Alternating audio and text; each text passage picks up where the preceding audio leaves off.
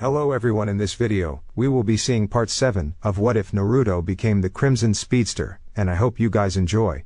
So be sure to stick around until the end. Let's get started. March 2015, Naruto, age 23. It had been about 2 weeks since the events that unfolded with Mizuki, and the discovery of Naruto's unique new meta-human powers, his increasing super genius intelligence, and the death of his parents. Someone ordered Mizuki to kill his parents, and it was something so bad or important that it involved a cover-up. Orochimaru, who is one of the most feared and deadly criminals in the entire world, and a mysterious group that Orochimaru belongs to, known only as the Nine. Yeah, suffice it to say that the mood at Star Labs went down significantly. The team did everything they could to find any kind of lead on a group called the Nine, but there was nothing except for a few mentions in heavily redacted police and law enforcement files. And that was a very disconcerting sign. Naruto spent a lot of his free time digging up any kind of lead he could on the Nine, but he was getting nowhere. It was like this group didn't exist, and Naruto hoped that wasn't the case. And when he wasn't working on the case or digging up any new leads, he dove himself into his work on the arc reactor or any other inventions he could set his mind to. It got to the point where Naruto was fired from his brief internship at the CCPD, because he was more focused on the things at Star Labs. Naruto was currently in his private workshop room in Star Labs going over the data on the arc reactor for the 30th time for the day, and he was hesitating. He overlooked the designs, and everything from the computer data read that the reactor was 100% ready to be turned on. Because of Naruto's drive to keep himself occupied, he actually managed to complete construction of the arc reactor by himself. The remaining 30% construction was done faster as his super speed, and with his new developing super genius brain, he solved any technical hurdles that arose. The arc reactor was built in a once empty space in the reactor ring, and it was connected to the Star Labs power lines. All that was left was for the reactor to be jump-started, and it would theoretically begin creating power for forever. He was at his desk, looking at the computer screen with Mizuki's kunai in his right hand. He doesn't know why he kept it. Or, actually he did, because when he finds Orochimaru he plans to use it. He spun the knife around his fingers as he looked at the data on the arc reactor. He stopped and held the knife in reverse grip before stabbing it into the desk next to the computer. He rubbed his face and looked at the monitor, as all the data from the scans showed that if the arc reactor turned on there wouldn't be any problems, side effects, or negative repercussions. "Naruto?" he heard, and turned to see Caitlin there at the door. "Hey Caitlin," he said as she walked over to him. "Is something wrong?" "No, everything fine upstairs. I just wanted to check up on you. You've been keeping to yourself the past 2 weeks." Caitlin said. "It's of my own choice," Naruto said, and his response made her look at him funny. "I just wanted some time to myself. I didn't want any of you near me if I lose it again." "You've been fine for the past 2 weeks," Caitlin said. "Linda says you've been throwing yourself into your work. I wanted to keep myself busy. I can't lose control again if I'm too busy working on something else," he stated. "Did she send you down here?" "No, she was worried too." He heard and saw Linda at the door. "Naruto, you've been different ever since." "I know," Naruto said, so she didn't have to finish her sentence. "It was on purpose. I'm just trying to get back to some semblance of how I used to be, and I figured it'd be best to keep focused on science things to get me there." It helped. "Really?" Linda asked. "A little," Naruto said. "I've searched every single law enforcement database in the world, and the only thing I've gotten on the Nine is just whispers, redacted files, and cover-ups. I'm nowhere closer to finding the organization responsible for orchestrating my parents' death than when I started." "We'll find something, Naruto, you know we will," Linda said to him. "I know we can, because before we didn't even know about Mizuki or that a cover-up even existed. I know everyone here would rather believe in fact and science, but I'm betting on fate here. It's fate that drew me to you that day in Jitters, and I know that fate is on your side, and will bring you closer to finding out who killed your parents." She walked over and held his hand and kissed it, which brought a small smile to his face. "And I'll be there to help save you from the darkness you're so afraid of," she said. "We all will," Caitlin said, as Naruto smiled. "Thank you both. Guess I just needed to hear it," Naruto said. Linda kissed him on the cheek and looked at the computer. "So, what have you been working on down here?" Linda asked, as she saw his workstation, and pretty much every single usable space in the room was littering with tools, papers of calculations, building material, and gadgets. Naruto smiled at Linda as he looked at everything he'd built. "A lot of stuff that will help Dr. Wells and Star Labs get back into the world. cutting-edge defense technology, new suppression weapons for the police. I'm even working on metahuman power dampening cuffs for them to use, but it's still a work in progress. One thing I am finished with, though, is this. Naruto got up, walked, and over to an item in the corner of the room that was covered in a tarp. Why the tarp? Caitlin asked. So it doesn't get dusty, Naruto said as Caitlin gave him a look. Cisco designed Barry's flash suit, and my impulse suit was something my dad left behind. And seeing as how you are also a meta, and you did an awesome job in saving my butt and stopping Daniels, that maybe you deserve one as well. You made me a suit? Linda asked, excited about the thought of having her own suit. I did. Seeing as how we've gotten into a pattern of things here at Star Labs, then it's more than certain that it's only a matter of time before we need you to save my butt again. So why not do it in style? Naruto took off the tarp to reveal Linda's suit, and once they saw it, Linda and Caitlin were struck in awe. The suit was made up of a polymer composite material, and resembled something similar to a combat suit but was sleek and form-fitting. It was colored black, white, and silver with a high-tech tinted mask over the eyes and rested on her nose. The suit was mainly black except for the boots, belt, gloves, and shoulder pads, which were colored white.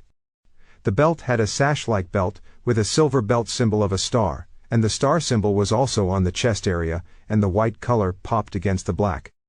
The star symbol then bled outward with a line pattern that angled outward, across her arms, and then circled around to loop together in her back. 1. What do you think?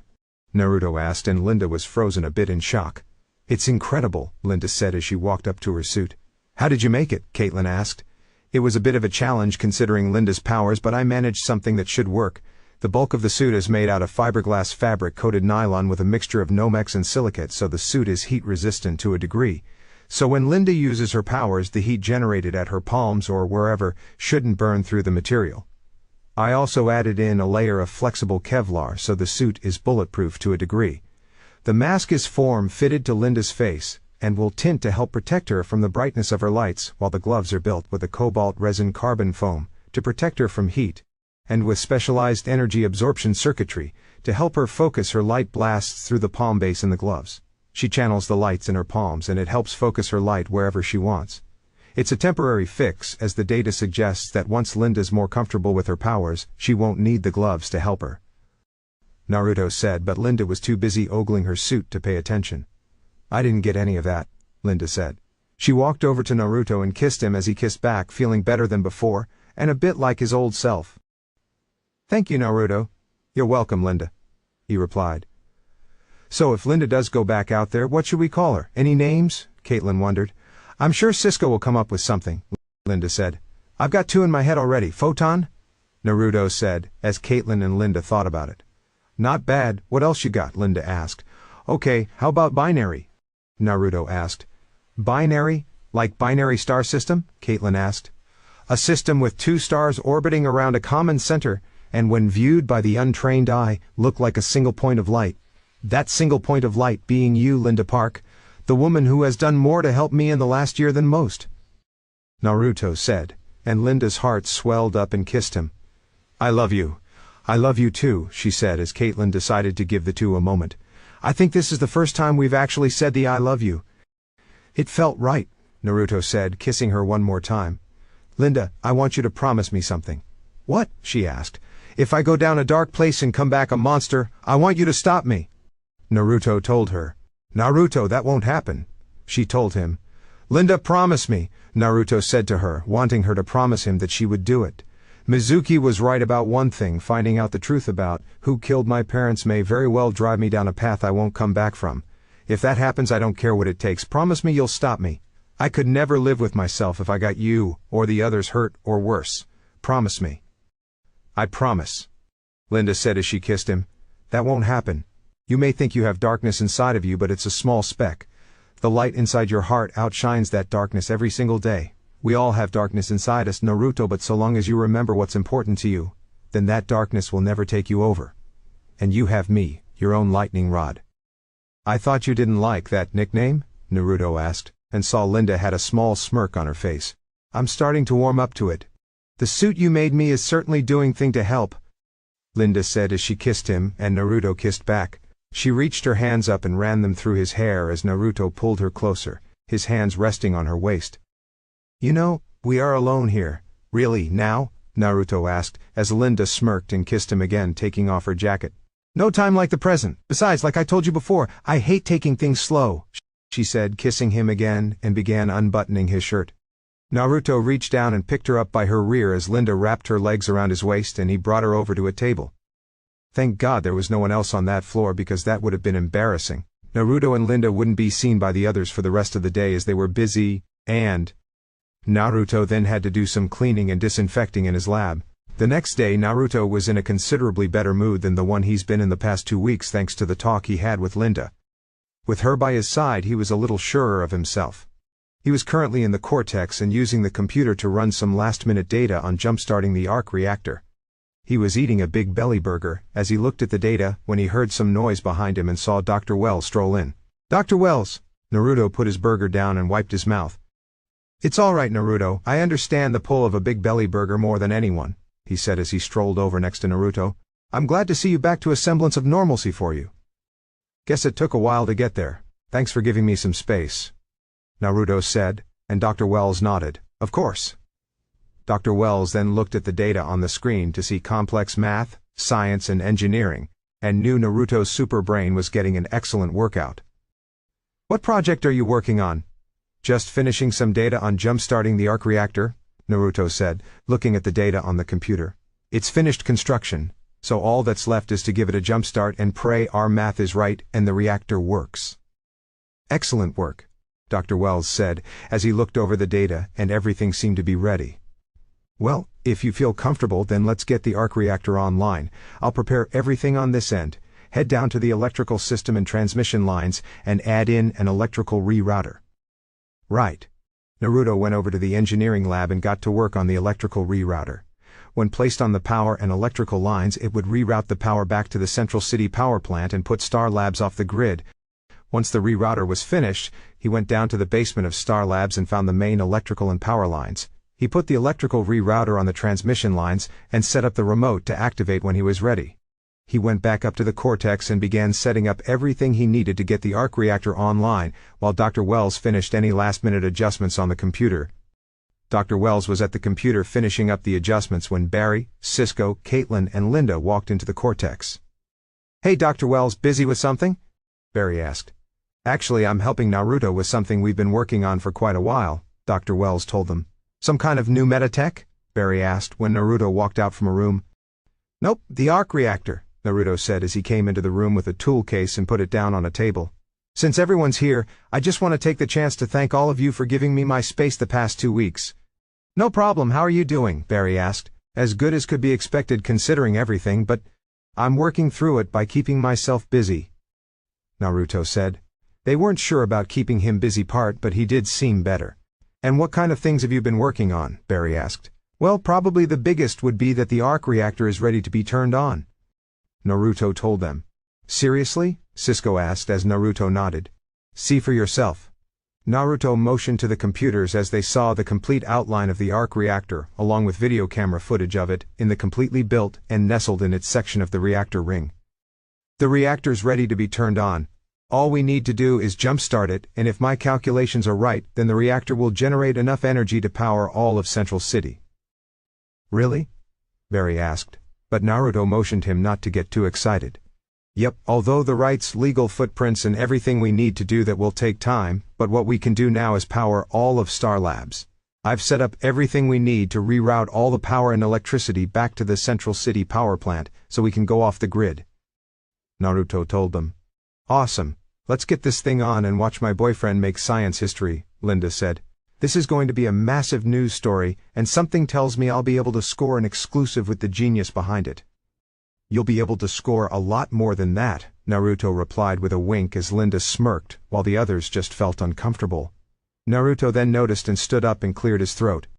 Sorry guys, anyway, everything's ready to be turned on. All we need to do is jump-start the palladium ring reaction with enough energy. Yeah, the same amount of energy that Star Labs goes through in a month. Hope you saved up for that with a massive battery, Cisco said. Fear not, Cisco, because I figured out a way to circumvent that. Follow me, Naruto said, and they all followed him from the cortex to the speed training room and saw the cosmic treadmill was modified with a lot of extra power lines, a modified electrical generator and equipment. What did you do to my baby? Cisco asked, wondering what happened to it. Don't worry, Cisco, I'll remove all the equipment when we're done, but your treadmill is how we're going to jumpstart the arc reactor. I figured, why not use up a ready supply of energy that we have right here? Naruto said, which made everyone confused until it finally clicked for Cisco. Kinetic energy. You rigged up the treadmill to absorb the kinetic electrical energy you generate when you run, and you want to use that to jumpstart the arc reactor, Cisco said. Ding ding ding. Cisco gets the prize. Roughly about 5 minutes on the treadmill should give us enough kinetic energy to jumpstart the reaction, and then we're in business. And it's a good thing you're here, Barry, because it'll be you running on the treadmill, Naruto said as Barry gave him a look. Me? Why me? Barry asked. Well, we'll need an Energizer rabbit to make this thing happen, and I'll need to be at the computers to make sure everything works. And we're not fast enough to be in 2 places at once, so it's you, Naruto told him. I hope you haven't skipped leg day. Barry got changed into sweats and stood on the treadmill while everyone else was at the cortex. Naruto and Dr. Wells were at the computers to ensure that everything happened as it was designed to. Okay, Barry, starting running, Naruto shouted into the intercom, so Barry began running on the cosmic treadmill and quickly shot up to his top speed of about Mach 1.5. Barry kept running as the conduits attached to the treadmill began transferring the energy through cable lines to the arc reactor chamber. Naruto looked at the monitor and read the energy readings were nice and steady, and slowly began increasing. The energy moved down to the arc reactor chamber and began energizing the reactor ring and the chemical reaction within the palladium ring. The reaction within the ring has commenced, Dr. Wells said as he read the energy levels. Energy levels are rising and housing ring is holding perfectly. Nice. Naruto watched the progression of the palladium reaction go up to about 20%. Keep it up, Barry. Can I just say that I really hate this? Barry shouted as he kept running on the treadmill.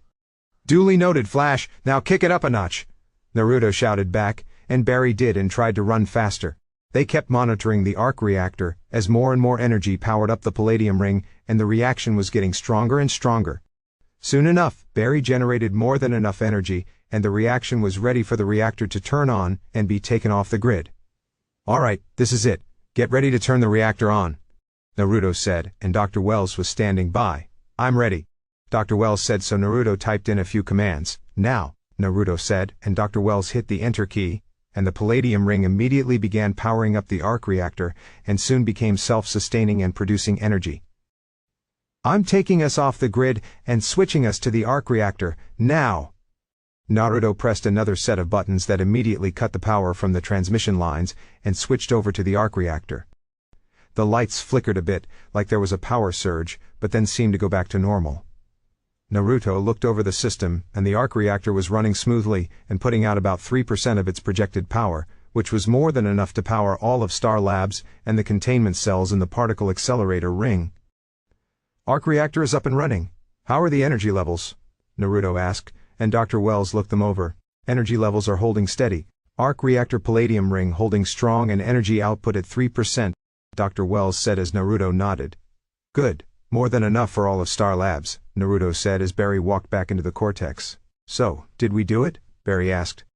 I believe we did, Naruto said as there was a brief moment of silence. Yeah! They all shouted, as Naruto, Linda, Caitlin, Cisco and Barry jumped and did a massive group hug at the extraordinary achievement they just witnessed. You did it, Naruto, Dr. Wells said, and Naruto smiled. We did it, Naruto said, as he hugged him, and Dr. Wells hugged back. The arc reactor is officially online.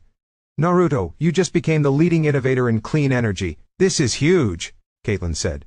So what's next? Barry asked. Well, I'll closely monitor all the systems to make sure that everything is running smoothly. Just because it's running fine now doesn't mean we won't have an issue, Naruto said as Cisco walked up to Naruto and reached up to put his arm around him. We'll worry about that when the time comes, but right now, we celebrate what you just did. We're going out, let's go, Cisco shouted as he and Barry pushed him out of the cortex, and the group went out to celebrate Naruto's achievement.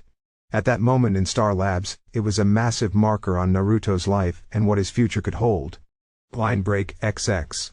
With the success of the arc reactor being turned on and actually working, Dr. Wells instructed Naruto on the steps to apply for a non-provisional utility and design patent application, along with an international application patent. Dr. Wells was familiar with the process as he had gone through it dozens of times over the years for everything he's created, so he helped Naruto gather everything he needed. Seeing as how they did all their own research into energy production, they were confident that the initial process wouldn't take that long.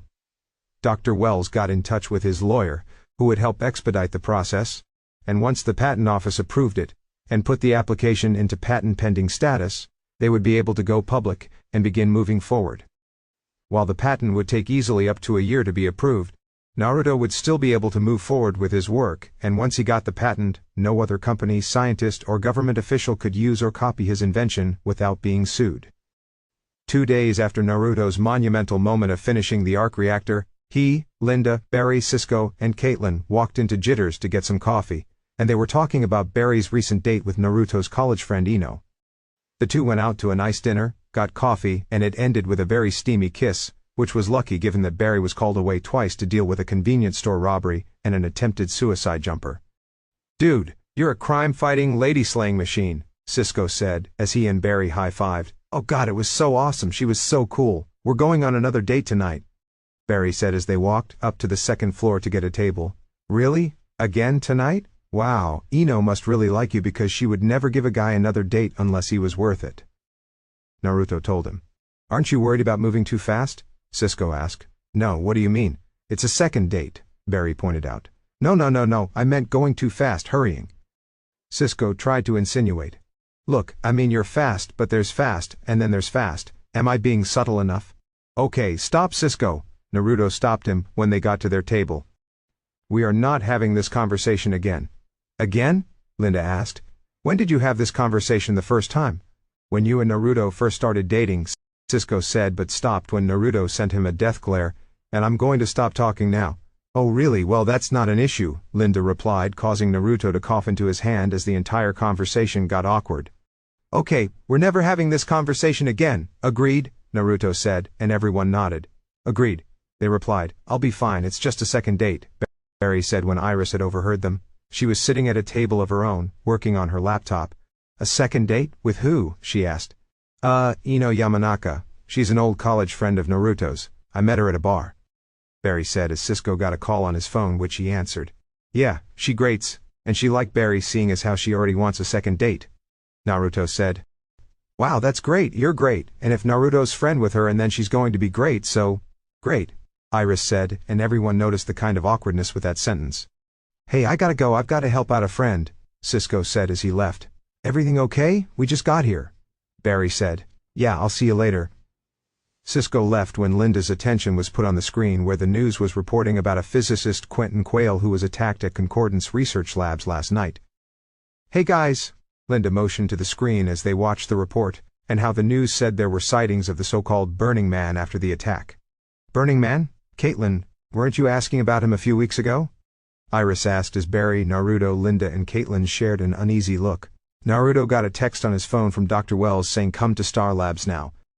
"Hey Caitlin, we've got to go," Naruto said. "I'll see you at work, Iris," Linda said, and Iris nodded. "I got to head out too," Barry said, leaving a confused Iris. They went back to Star Labs and gathered in the Cortex with the newsreel and every possible bit of information on Ronnie, Professor Stein, and what happened to Quentin Quayle on the monitors.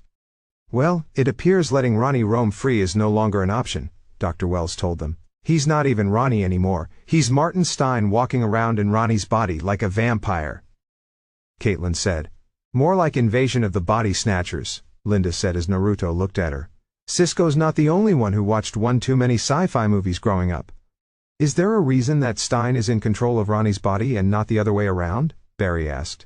"Well, when the Firestorm Matrix fused them together into the Burning Man, it most likely took the best parts of each person to make a strong host. Ronnie's young and has a healthy body while Professor Stein has the superior brain. Darwinism at work," Naruto suggested, and Dr. Wells agreed. "Naruto's theory holds the most weight, and given his familiarity with Project Firestorm, it's the most likely scenario. In any event, he badly hurt an innocent man, and we have hunted metahumans for less. Caitlin, we need to know that you're on board with what needs to happen here," Dr. Wells said, but Caitlin had trouble answering that. "How do we find him?" Caitlin asked. "Quentin Quayle, the scientist that was attacked, is a former colleague of Martin Stein. If Martin is indeed in control of Ronnie's body, he may be trying to figure out exactly what happened to him," Dr. Wells said. "That's most likely true. Concordance Research Lab is supposed to specialize in energy research," Linda added, causing them all to look at her. I had to help a coworker edit an article on the labs and I remember reading that. It makes the most sense. He'd want to go to someone he could trust with something like this and who would remember him in the new body. Naruto said. Okay, so what do we know about him? I don't even know what Stein looks like. Barry said, so Naruto pressed a few buttons on the computer to bring up Stein's photo from Hudson University website. That's Stein? I've seen him before. When? Caitlin asked. On the train the day the accelerator exploded, Barry said, telling them about that day and his conversation with Professor Stein.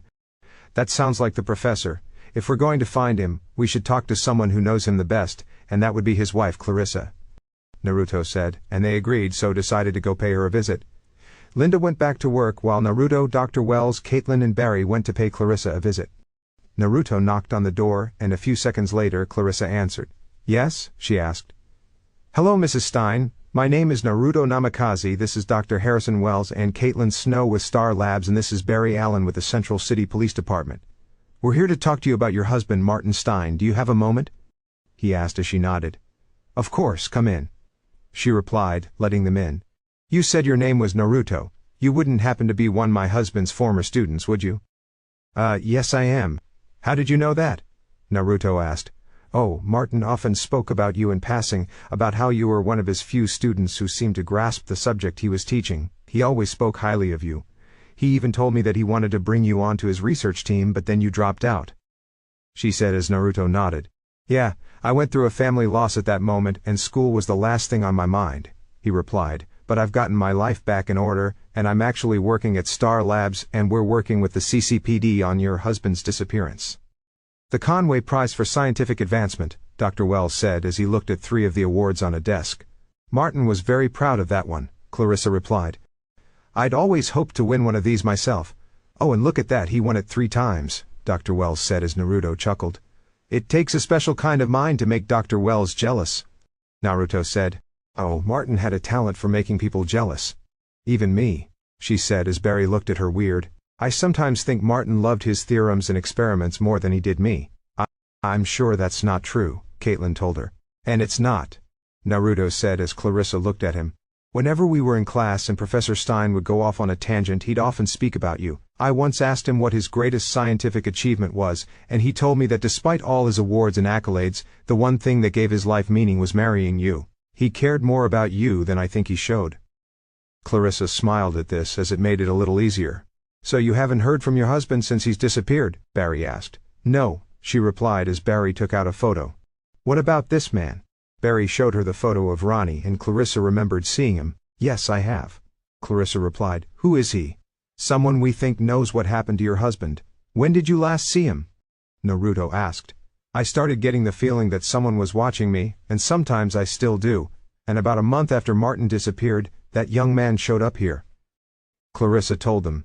Explain how he got in using the spare key under a loose stone, and began spouting nonsense. When she called the police, he ran away.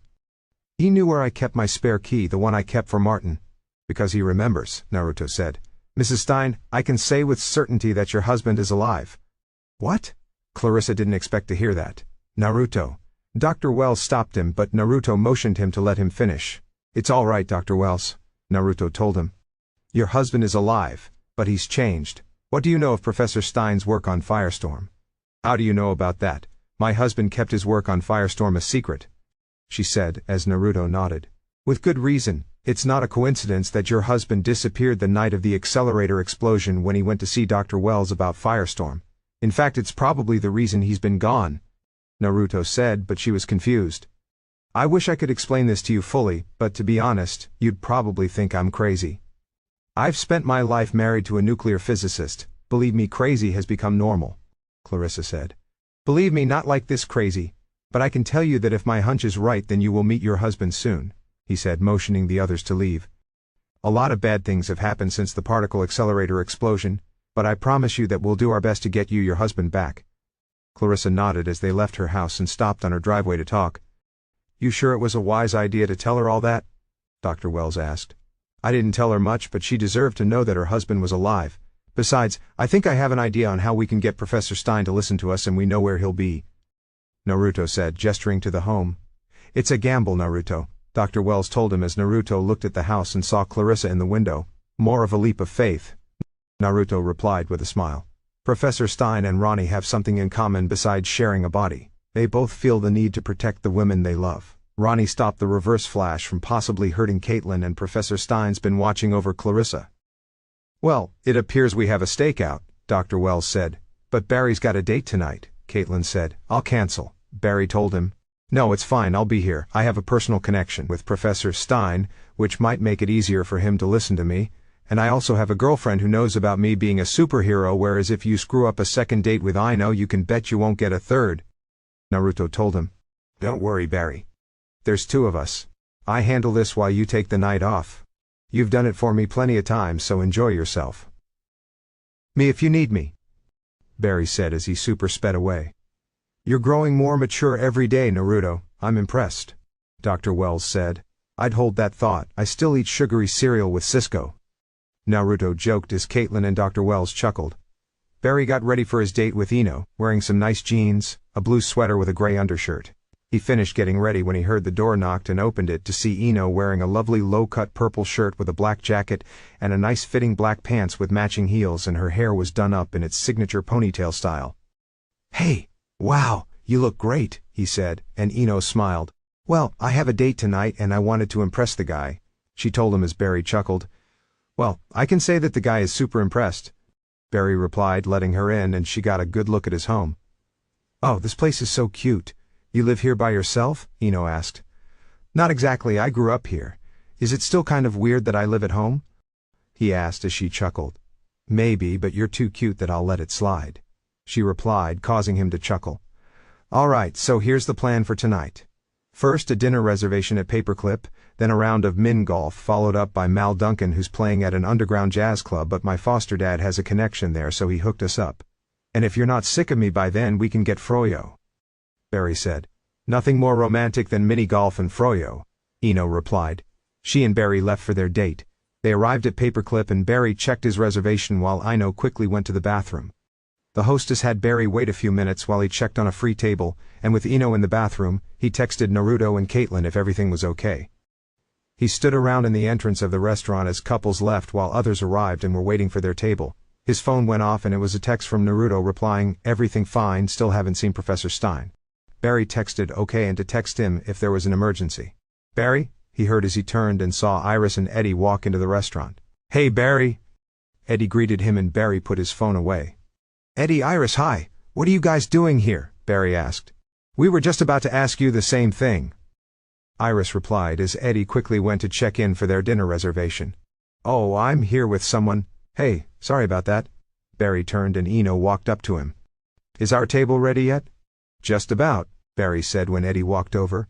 Since you're here I can make some introductions. Ino, this is Iris West and her boyfriend Eddie Thawne. Iris and I grew up together, and I work with Eddie. Eddie, Iris, meet Ino Yamanka."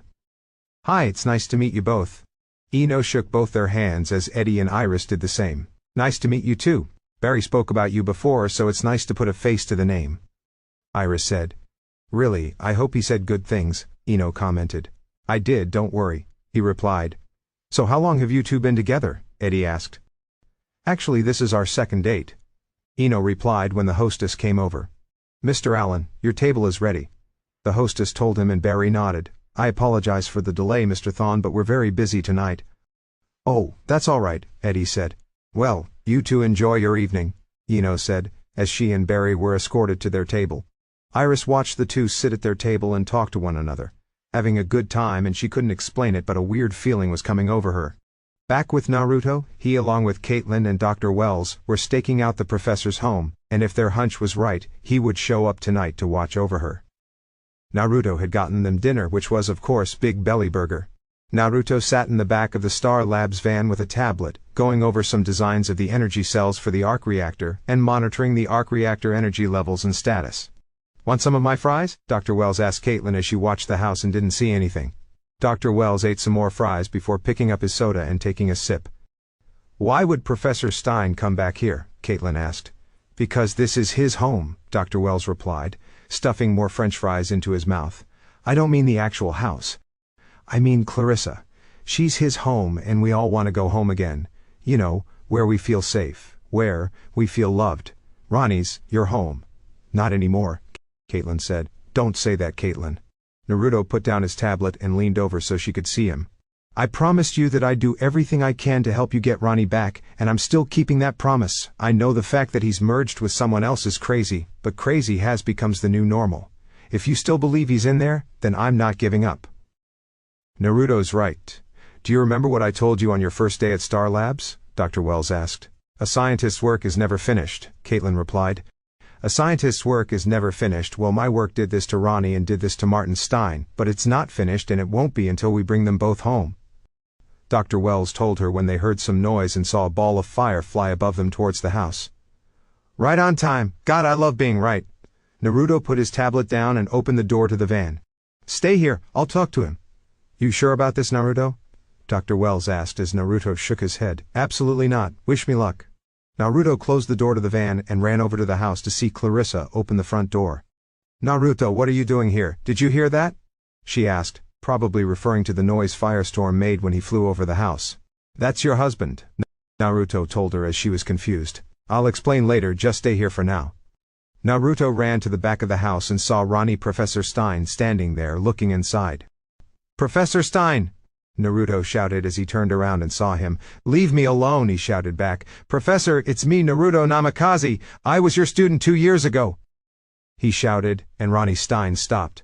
I was your student at Hudson University and you helped me with my final thesis on hydrogen energy fuel cells. After our first semester together my freshman year, you asked why I wanted to pursue science. And I told because it was something that I was passionate about, it was in my DNA, and because I wanted to help people. And you told me that science is a beautiful gift to humanity, and we shouldn't distort it. Ronnie Stein turned around to face him and looked at Naruto. When I asked you what was the one thing you were never able to figure out, you told me that in all your life of research and discovery, the one mystery that brings two people together through love, is still the province of magic. Ronnie Stein finished the quote as Naruto nodded. You shouldn't be here, Naruto. Go away. Ronnie Stein shouted. I can help you, Professor. I've been at Star Labs for months so we can help you get your life back. Naruto shouted. Naruto, what's going on? They heard as Clarissa walked out to the backyard. Get her away, Ronnie Stein shouted. Professor, I can help you get your life back. Mrs. Stein, I know how crazy it must sound, but that's your husband. Project Firestorm and the particle accelerator did that to him, and I can help him if he comes with me. Naruto said, but Clarissa couldn't believe what Naruto was telling her. Ask him a question. Ask him something only Professor Stein could answer. Martin, if you're in there, what's my favorite color? Clarissa asked as Ronnie Stein turned to her. You could never decide, so you chose stripes, Ronnie Stein replied, causing Clarissa to gasp in shock and stepped forward while he stepped back. You shouldn't see me like this. I see you, Martin. Naruto said he can help you. Let him, she said as Ronnie Stein looked at him. Please help us, he said, and Naruto nodded. Line break XX. The next morning, Barry and Ino met up for breakfast at Jitters. Their date went great last night, excluding the fact that Barry vanished for about 15 minutes because he had to deal with a bank robbery while Naruto and the others met with Professor Stein. Other than that, it was great, so Ino figured some coffee and pastries before they went off to work would be fun. They were sitting at a table drinking coffee as Barry told her a funny story when Iris walked in and saw Barry and the Ino girl talking. Hey Barry! Iris walked over to them as Ino and Barry saw her. Iris, hey, what's up? He asked. Just getting my caffeine fix before work. What about you two? Iris asked. Just some time before I have to head to the conservatory, Ino said. Ino's a botanist with the Central City Conservatory, meaning she knows everything about plant life on the planet. Barry said, and Ino chuckled. He's exaggerating a little bit. My job is mostly just organizing and categorizing plants for research, Ino said. Wow, it looks like you two have a lot in common, Iris said as Barry and Ino smiled at one another. Yeah, well, it's a good thing Naruto's got such good taste in friends because Barry is a catch, Ino said, causing Barry to blush a bit, and Iris feigned a smile. Barry then got a text on his phone from Naruto saying they had Ronnie Stein at Star Labs. Hey Ino, I've got to head out now, there's a police emergency, Barry said as he grabbed his jacket. Sure, no problem, I'll see you later, Ino said. Barry kissed her on the cheek and left. See you later, bye Iris. Barry left as Ino sipped her coffee and Iris sat down next to her. So Ino, Barry said you and Naruto are friends? She asked. Yeah, we went to college together. One thing about Naruto is that he can make friends very easily. He's just one of those people that when you meet you know he'll be a good friend, Ino said as Iris agreed. You're right. I've only met Naruto a few times, but he's got one of those personalities, she replied. And it was a bonus in college because Naruto attracted the right kind of people as friends. Barry is one of them, Ino said. You and he are best friends, right? The best of friends, Iris replied. So has Barry had a lot of experience dating? Ino asked, and Iris was a bit confused by her question. Because the dates we've been on he seems like he knows exactly what he's doing, and then other times it's like it's his first time. I don't know, Barry? Iris put it as best she could. Sounds a lot like the answer I got whenever I was curious about Naruto's unusual interactions and creative hijinks, Ino said as Iris chuckled. What was his last girlfriend like? He hasn't had a girlfriend in a while, Iris said, and Ino nodded. I don't know, maybe he's just not ready yet. What do you mean? Ino asked. I mean he was into someone, an unrequited love thing. He had feelings for someone and they weren't really reciprocated, Iris said in a tone that Ino recognized, and knew she was the one Barry was into. I just give him some time, he'll get better. Sure, Ino said, thinking about the whole thing, and needed someone to talk to about this. Ronnie Stein accompanied Naruto, Caitlin, and Dr. Wells to Star Labs, where they gave him a large dosage of medicine to help him clear his mind and get some sleep. Naruto and Dr. Wells stayed up late going over the scans and readings of Professor Stein to figure out how best to help him. They all met up in the Cortex next morning to discuss how to move forward. Barry walked in to see Caitlin, Dr. Wells, and Naruto hard at work. Hey Barry, how was your date last night? Caitlin asked. Great, thanks again for covering for me, Naruto, Barry said, and Naruto nodded. I still can't believe you got Professor Stein to come here. How'd you do that? I just spoke to him, took a leap of faith, Naruto replied as Dr. Wells smiled. So, now what do we do? Barry asked. I spoke to Professor Stein last night about what he thinks we should do, given he created Firestorm, and he thinks that it might be possible to separate him and Ronnie using nuclear fission, Naruto said. What do you think, Dr. Wells? Caitlin asked. What do I think? It is possible, theoretically, but splitting an atom and splitting a man are two very different things, Dr. Wells said as Ronnie Stein walked in, having been given a fresh pair of clothes, shower, and a haircut. I don't suppose it's necessary to point out you're all staring? Ronnie Stein asked. Sorry, Professor Stein. Naruto apologized for the group. It is remarkable. I feel clearer than I have since the accident. What did you give me? Ronnie Stein asked. A cocktail of antipsychotics, depressants, and mood stabilizers, Dr. Wells told him. The same formula used to treat dissociative identity disorder, Ronnie Stein said, looking at Caitlin. I assume this was your idea? Very clever, Kate. Please don't call me that, Caitlin said. I apologize, Ronnie Stein said to her. We'd like to run some tests on you, Caitlin said, and he nodded. Of course, Dr. Snow, Ronnie Stein replied as she escorted him to one of the labs. Naruto's phone went off and it saw it was Ino. Hey Ino, what's up? Naruto asked, and Barry perked up hearing Ino's name. Hey Naruto, sorry for calling out of the blue, but I could use someone to talk to, and I remember you used to be the shoulder to cry on in our group of friends, Ino said, as Naruto chuckled. And that hasn't changed. So what's up? Is everything okay? Naruto asked. I'm not sure, she said with hesitation in her voice. It's about Barry? Barry? Naruto asked, as he looked at Barry, who gave him a look. What about Barry? I just had a talk with Iris about Barry, and she said something that's kinda making me wondering about if I want to keep seeing him. She said. Really? Okay, I'm interested. What happened? He asked. Well, Barry and I had our official second date last night. We've been on lunch dates and things like that before, and they've been great, but I'm starting to wonder if I want to keep this going, she said, confusing him.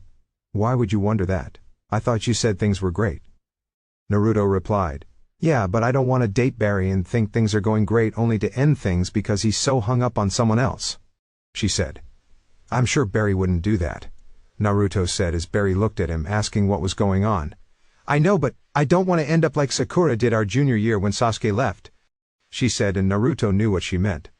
Sakura was a friend of theirs and had a boyfriend named Sasuke, heir apparent to some big private military company his father ran.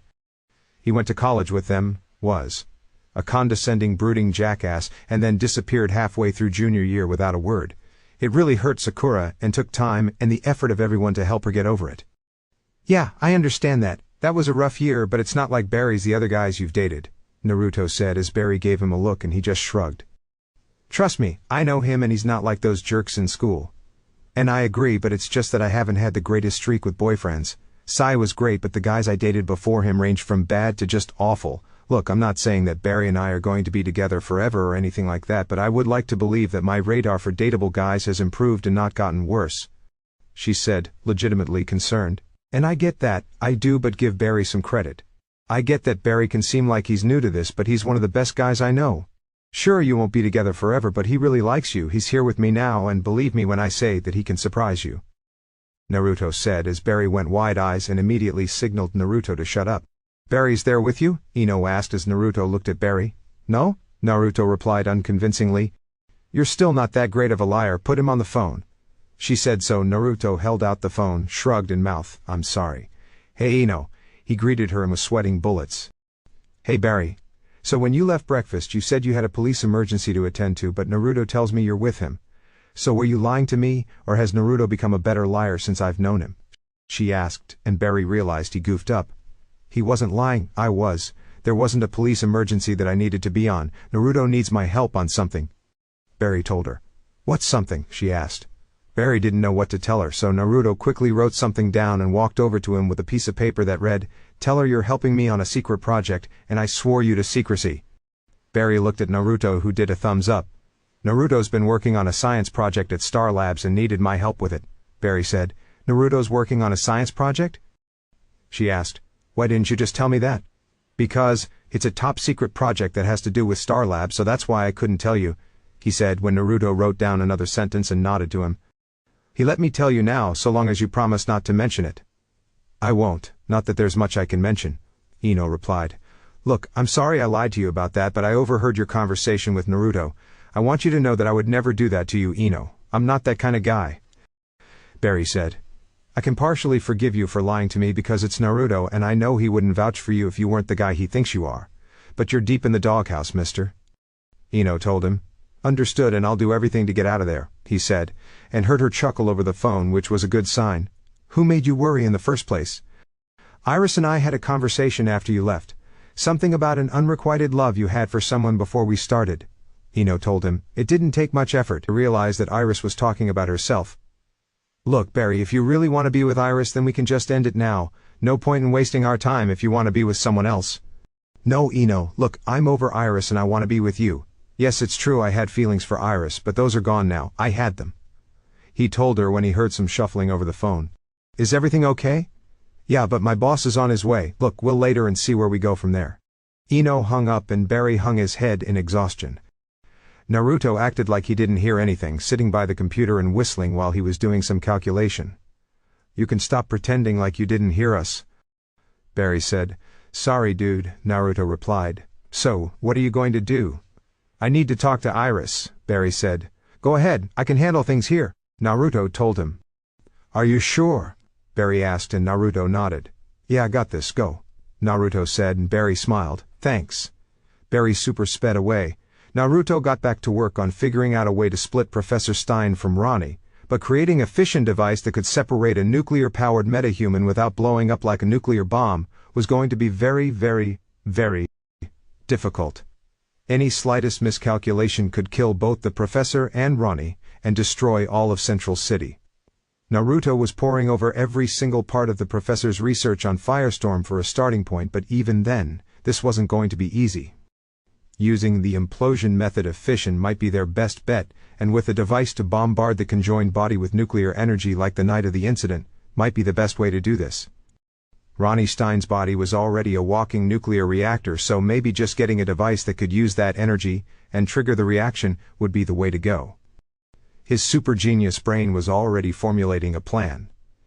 Barry went to CCPN and saw it was busy with activity. He looked over and saw Linda talking to one of coworkers when she saw Barry by the door.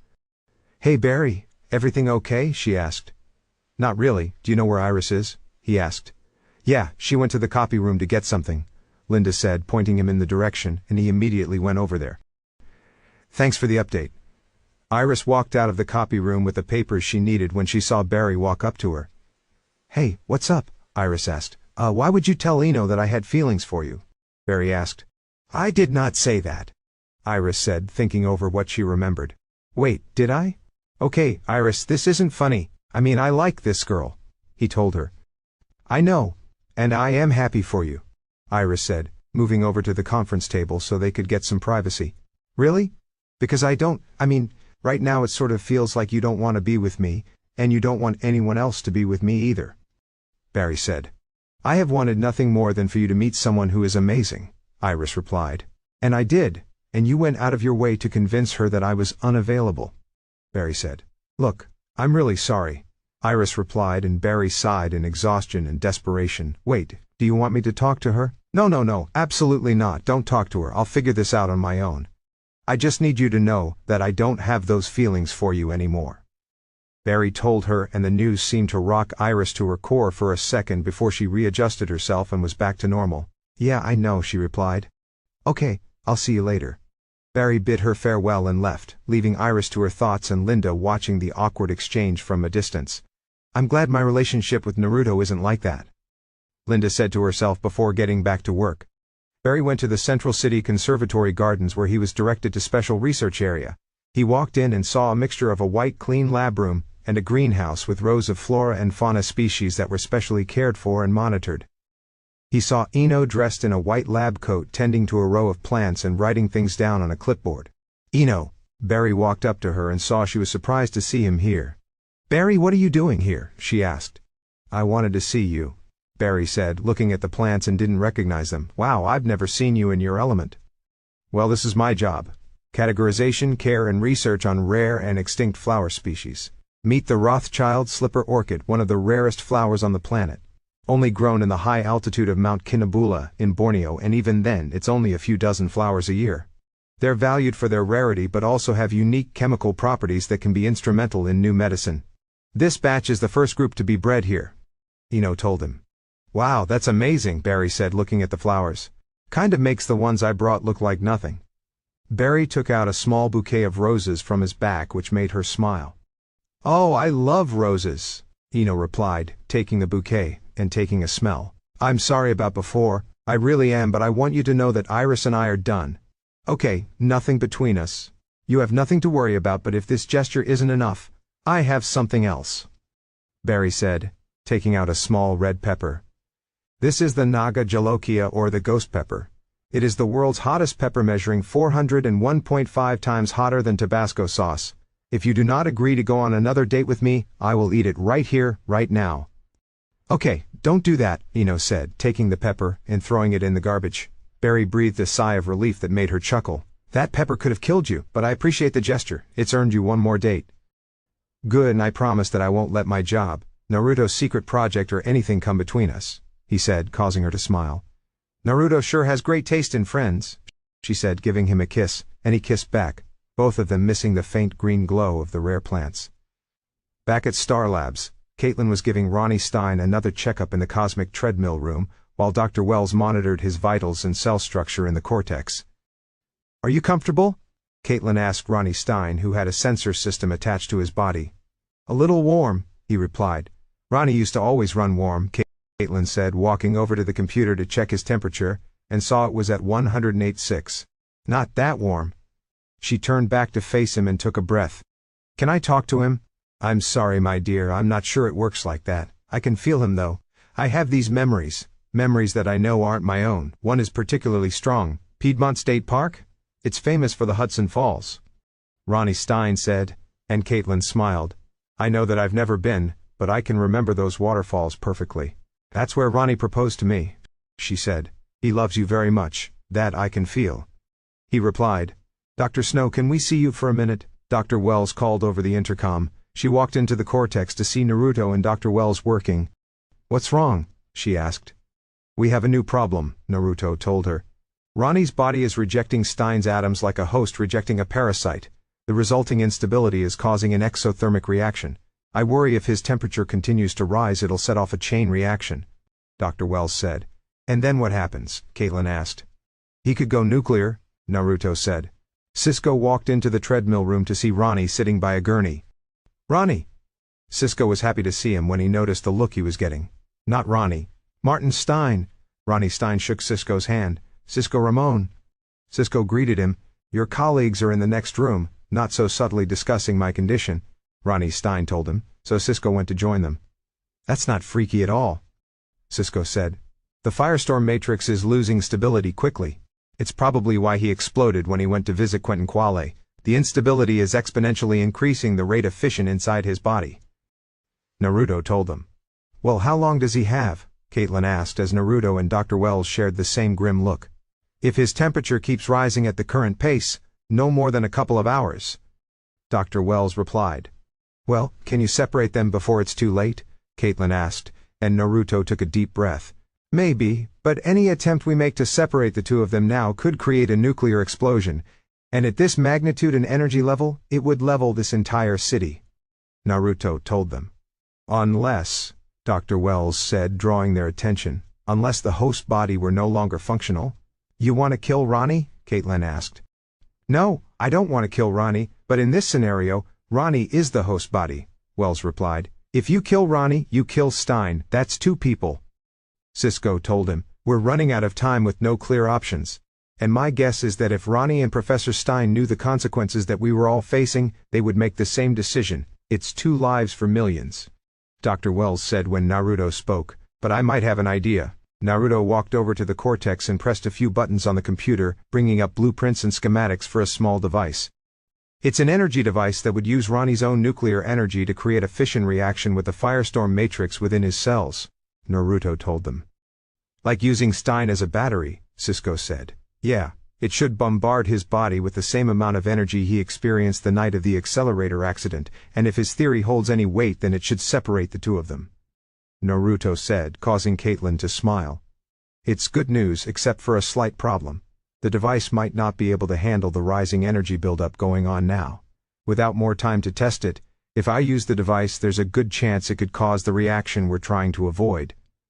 How much time would you need to test it? Caitlin asked. Properly to make sure it doesn't explode. More time than we have. It's a 50/50 shot if it will work. Naruto told her. Naruto, I admire your determination but we're running out of time, Dr. Wells said. I'm not going to lose Ronnie again. You said we have a couple of hours, use them. Caitlin told him before leaving. Cisco, come on, let's get to work, Naruto said, and Cisco nodded but walked over to Dr. Wells who was leaving the cortex. Dr. Wells, you don't really think we should kill Ronnie, do you? He asked. Help Naruto, Cisco, Dr. Wells told him. Cisco watched him leave and in that split moment he went to go do something. Naruto walked into the treadmill room to see the professor staring at the treadmill in wonder. Professor, can I get you anything? A glass of Chateau Haut-Briand Passaclalogne in 1982 might be nice. Or maybe it wouldn't. This body's taste buds would obviously be different from my own. Perhaps I am now a light beer man. Ronnie Stein said. There are worse things to be, Naruto replied. You mean like a living nuclear bomb? He asked. Unstable nuclear fission was always a danger in the transmutation process. Plus you all argue very loudly. We're not giving up on you, Professor, Naruto told him. And I might have an idea that could work on separating you two and stabilizing Firestorm. Naruto gave him a tablet and showed him the designs and calculations for a quantum splicer. A quantum splicer, a very genius and elegant design, Ronnie Stein replied, looking over the designs. A far cry from what you were doing when you were my student. A lot's changed since then, but it could work, Naruto told him. It's designed to use your body's own nuclear power to bombard your atoms with the same amount of energy they experienced the night of the accelerator explosion. It should be enough to separate you. Or cause the reaction we're trying to avoid. I overheard you, Ronnie Stein said. I know, but what other choice do we have? We've got nothing left to lose for trying this and it could work, Naruto told him. Professor, I know a lot have happened to you the past several months, but take one more risk with me. Ronnie Stein thought it over for a second, looking over the designs once more before nodding. Do we have all the components we need to build it? He asked. I think we do, and I could use an extra set of hands and brilliant mind to make it go easier, Naruto said. Ronnie Stein agreed, and began working with Naruto and Cisco to help build the quantum splicer. They scrounged up all the parts to build the quantum splicer, and they worked as urgently as they could. They managed to build up most of the device, but they were missing a complex energy circuit. Damn it, Naruto said to himself, looking over all the lab and storage areas for a circuit that could handle the computing for the quantum splicer but couldn't find one. Naruto took out his phone and called Dr. Wells. Dr. Wells, I need a Mercury 5 quantum processing chip for the quantum splicer, but I can't find one in the storage areas or the lab. Do you know where to get one? I'm already ahead of you on that, Naruto. I made some calls and managed to acquire one. I'll meet you in the cortex, he replied. Thank God for Dr. Wells, Naruto said, super speeding back to the lab and continuing with the building of the device. Barry had arrived at this point, and Cisco got him up to speed on their plan. Once Dr. Wells arrived at the cortex with the circuit piece they needed, they finished up the construction of the device. How much longer? Barry asked. Almost done, Naruto replied. Even if we use the device to separate me, there's still the risk of an exothermic reaction that could destroy this entire building, Ronnie Stein said. The Badlands is 30 miles outside of Central City. It's in the middle of nowhere, Barry said. Then that is where you need to use this, Dr. Wells said, finishing up the last of the adjustments and locking the plate in place. Okay, Naruto, I have hopes that this idea of yours will work, but even you're not fast enough to outrun a nuclear explosion, so you get Stein and the Splicer to the Badlands, and then you get out of there as fast as you can. Right. Naruto took the device and quickly suited up. Ronnie Stein got up to leave when Caitlin stopped him to have a possible final word. Ronnie, if you're in there, I love you, she said, and Ronnie Stein kissed her and she kissed back. That was from him, he told her, causing her to smile. I look forward to meeting you in person, Professor, Caitlin said. Naruto grabbed Ronnie Stein by the shoulder and super sped out of the cortex all the way to the Badlands. They were in the middle of nowhere in case something went wrong. I sure hope this works, Naruto said, attached the splicer right where Ronnie's heart was. Several straps and energy pressure pads extended over his chest and back, and the splicer began to power up. Naruto took a few steps back, seeing the splicer glow and absorb energy, thinking it was working when Ronnie Stein erupted into flames more powerful than before. Something's going on. He's not gonna make it, he's gonna blow, Cisco said, seeing the energy read out on the monitors. Get out of there! Naruto, get out of there now! Dr. Wells shouted. Run! Ronnie Stein shouted, and Naruto booked it out of there as fast as he could. He heard Ronnie Stein scream, followed by a massive nuclear explosion. A massive mushroom cloud exploded and a massive shockwave emanated from the blast point and was right on Naruto's butt. He ran as fast as he could, making it about 30 miles away when the dust cloud shockwave knocked him off his feet. He tumbled onto the ground and a wave of dirt and ash hit his face. Naruto. Naruto, are you okay? Dr. Wells called, hoping he was. Yeah, I think so. Naruto got up and noticed the massive mushroom cloud of fire and smoke. Oh my God, there's no telling how much nuclear radiation is saturating the area. Wait, this can't be. The sensor in Naruto's suit is reading less than 1 milliard. Cisco said. That's normal, Barry said. There's no radiation, Dr. Wells said, leaving him, Barry, Cisco and Caitlin confused. Naruto put on his goggles and began scanning the area to see if Cisco was right, and to his word, there weren't any excess deadly levels of radiation in the area. Yeah, my goggles aren't picking up any dangerous levels of radiation, Naruto said, switching his goggles viewing mode to thermal. It picked up the remnants of the explosion, but 2 new signatures began to form. Hang on, I'm picking up 2 new heat signatures. 2 signatures, Cisco said, and Dr. Wells, Barry and Caitlin shared a look. Naruto super sped into the ash cloud and looked around to see the massive impact crater from the explosion. He used his goggles to scan the area and found one of the heat signatures was a body. He took off his goggles and saw a body on the ground and rushed over to see it was Ronnie, and he was moving. His clothes were tattered and had ash smudged all around him. Hey! Naruto knelt down to him. What's your name? Ronnie Raymond? Ronnie said, causing Naruto to smile. I'm back, your plan worked. It was a 50/50 shot, Naruto joked, holding his hand out and helped Ronnie up. Nice to meet you in the flesh, Ronnie. Caitlin's told me all about you. And I'm glad to meet you in person, Ronnie said. Where's the professor? Naruto asked. Excuse me.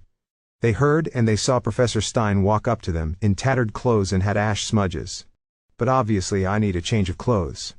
Nice to see you again, Professor Stein, Naruto said with a smile before tapping his earcom. We're coming home, all of us. Naruto super sped Ronnie and Professor Stein back to Star Labs and took them up to the cortex level.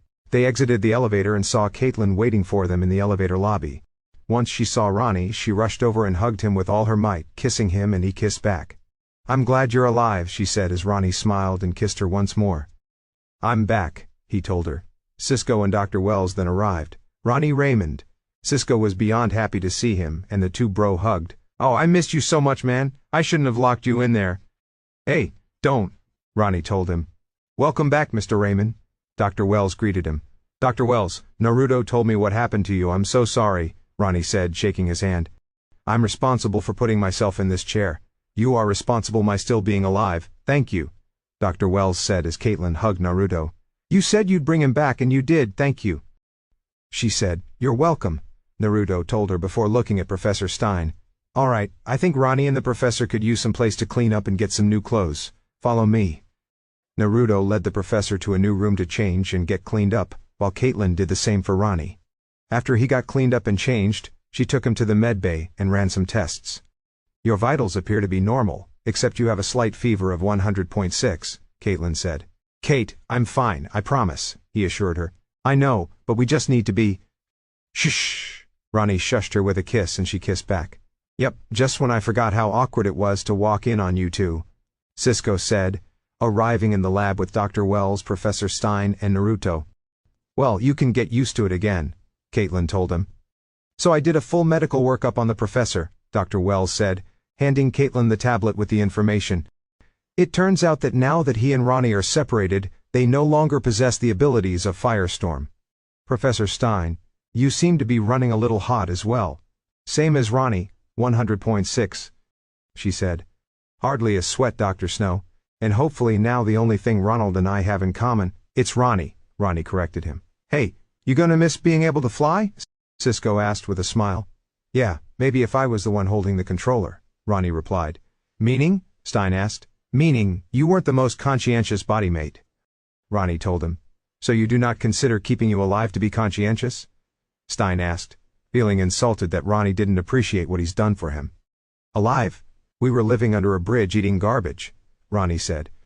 I did not determine that it would be my mind that would dominate our existence, but thank God it was, Stein said as Naruto, Cisco, and Dr. Wells shared a look at the little former bodymate scuffle.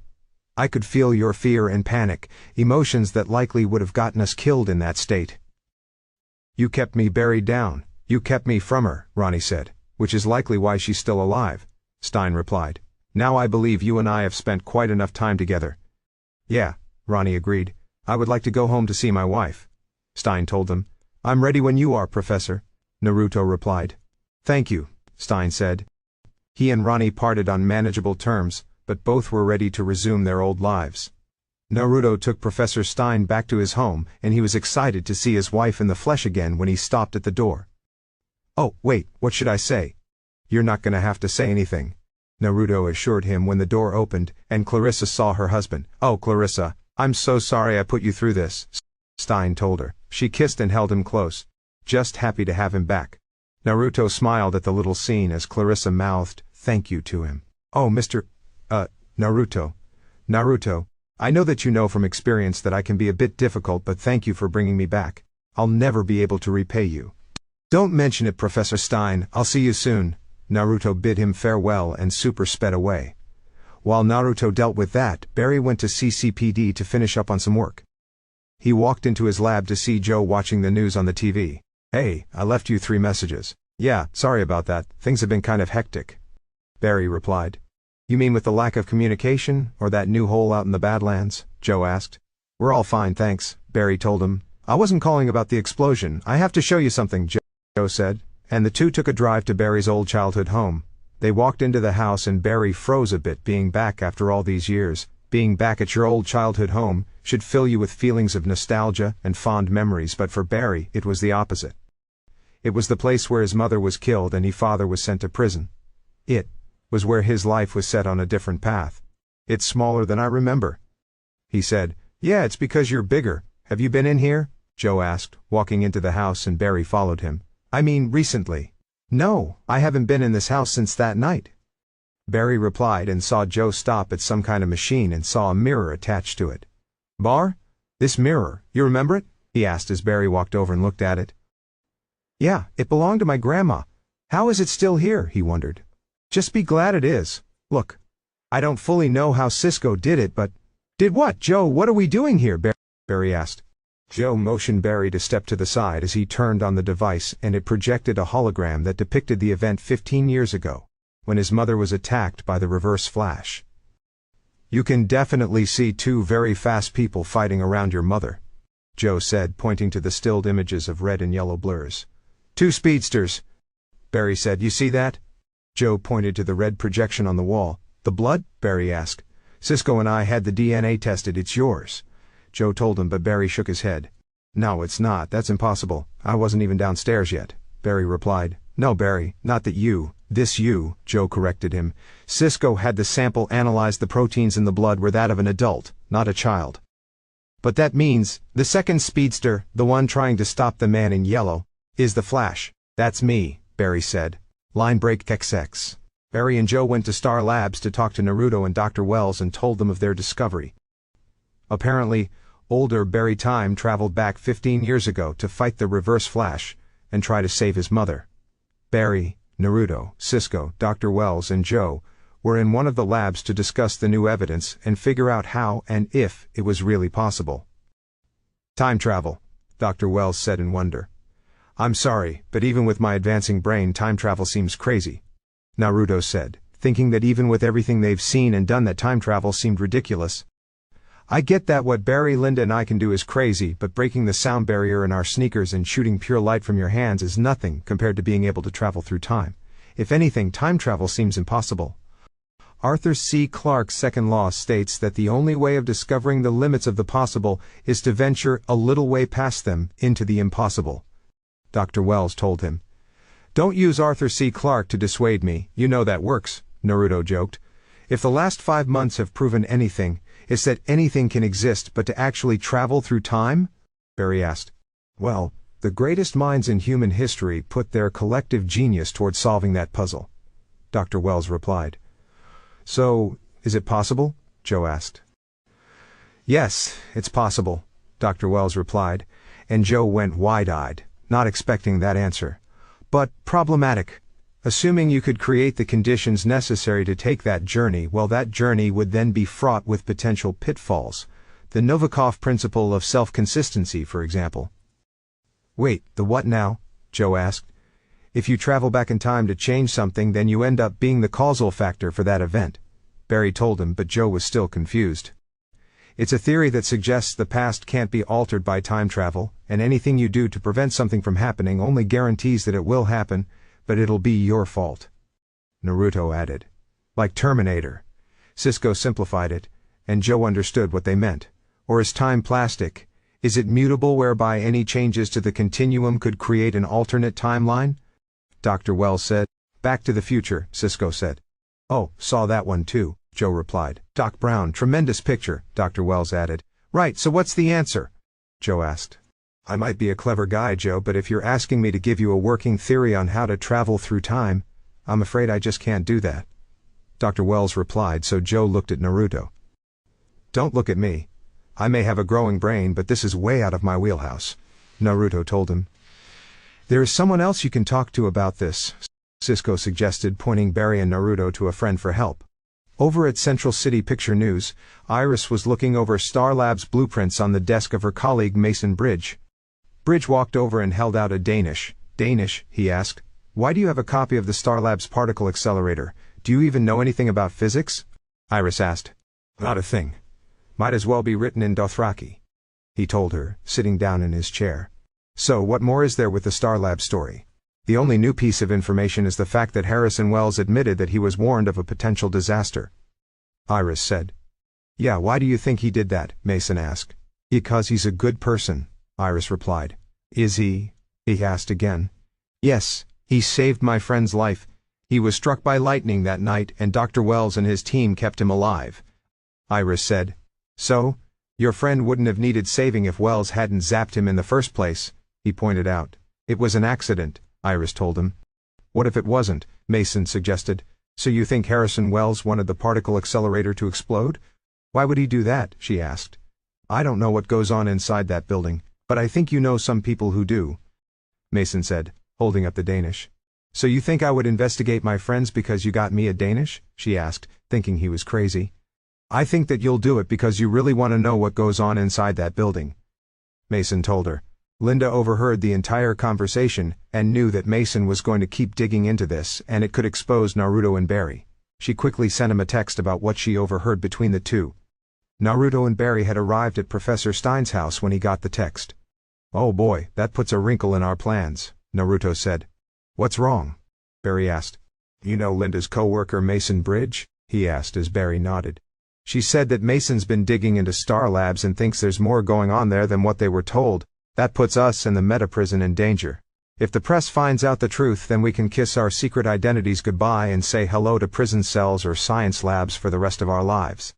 So what do we do? Barry asked. I'll think of something, Naruto replied, ringing the doorbell, and Clarissa answered. Hi, sorry to bother you, Mrs. Stein, but is the professor home? After a year apart, I'm not letting him out of my sight, she joked, causing them to chuckle. Star Labs did quite a few tests on Martin, didn't they? And they said he was fine? Yeah, why, is something wrong? Barry asked. He just seems a little different is all. She told them. He's been asking for pizza. Martin despises pizza. Is that the delivery man? They heard as Professor Stein walked up to the door. Oh, Mr. Allen, Naruto, I don't suppose it's too much to hope one of you moonlight as a pizza delivery boy. I am famished. And the two had a quick game that led to Naruto winning, so Barry super sped away to grab a pizza. Oh bravo, please come in, he said as Naruto and Barry walked in. Professor Stein opened up the box and began digging into pineapple and ham pizza, and before Naruto could say anything about the choice of toppings, he stopped himself. So how can I be of assistance? We need to talk to you about a paper you wrote 25 years ago for the Oxford University Press. Barry said. Can you be a little specific about the subject matter? I've written many papers for that publication, he replied. Time travel, Naruto said, and the professor stopped mid-bite before showing them to his office and the equations and calculations that lined the wall. These are just a few of the random thoughts I've had on the subject. You see, I believe that space-time is a free-flowing highway that intersects the physical world. We live in the moments between the on and the off ramps. Theoretically, to travel through time, one merely needs to find a way onto the highway. Stein told them.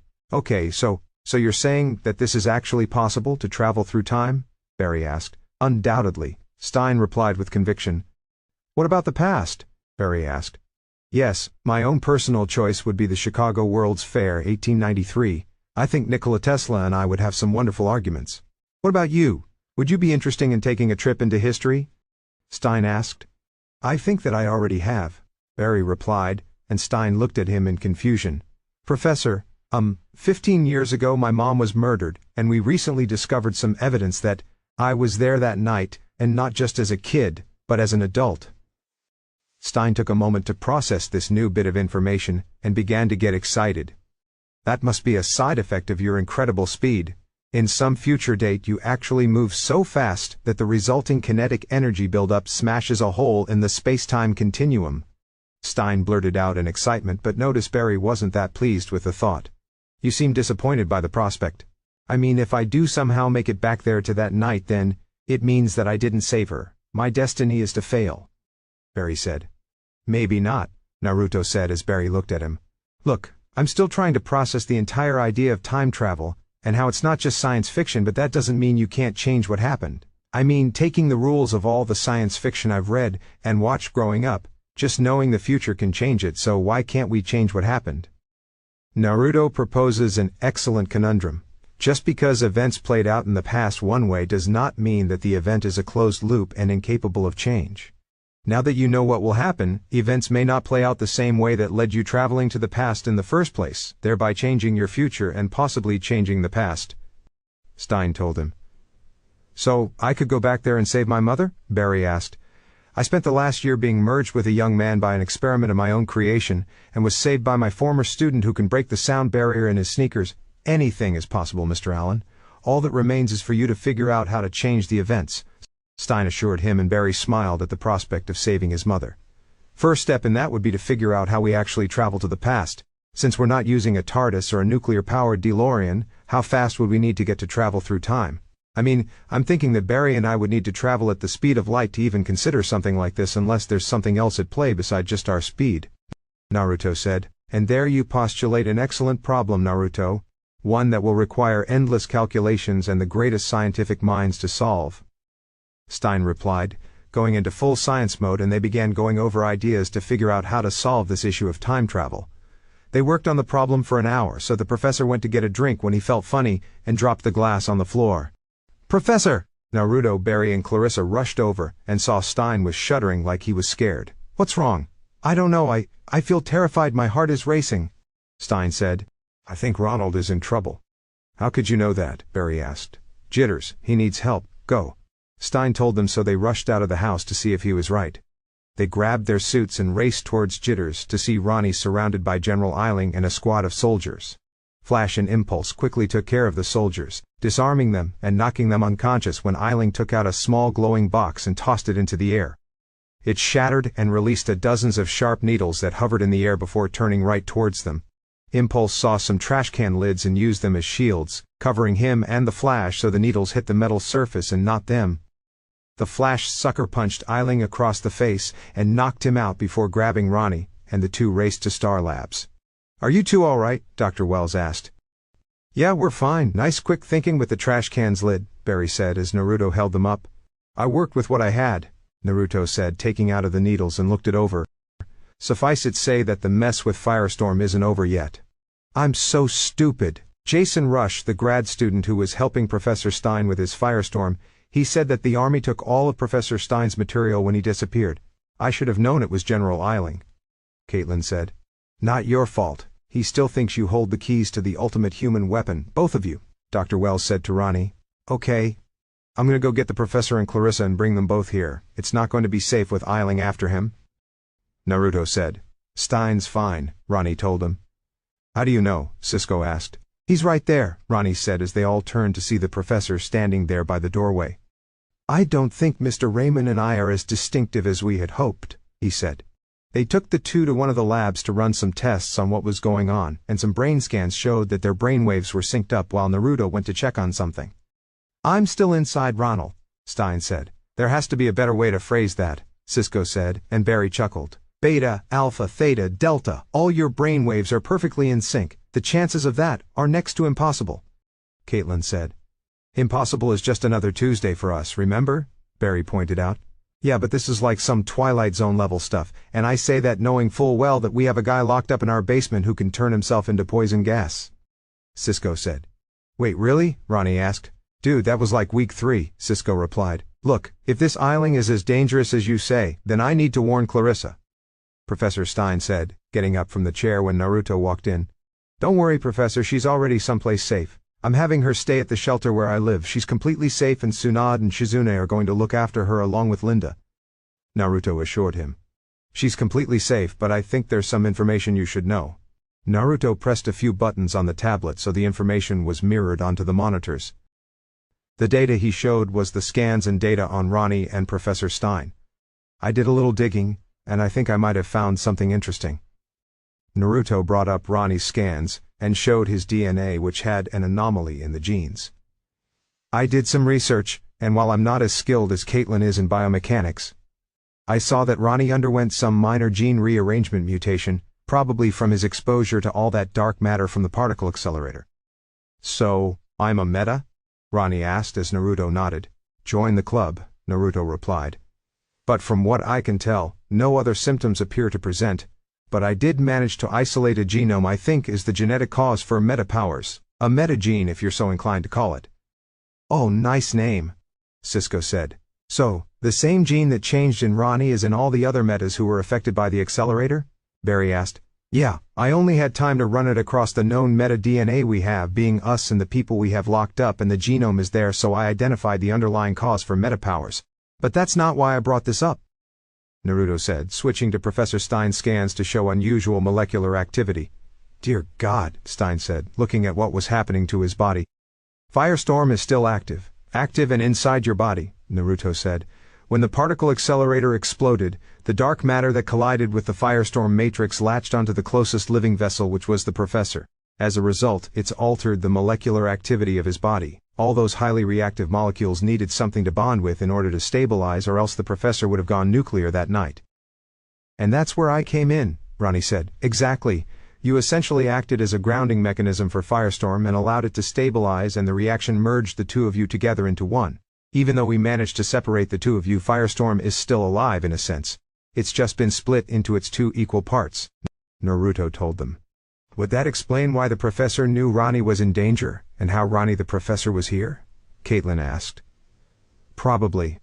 You two were bonded for over 14 months, so who knows what could have happened.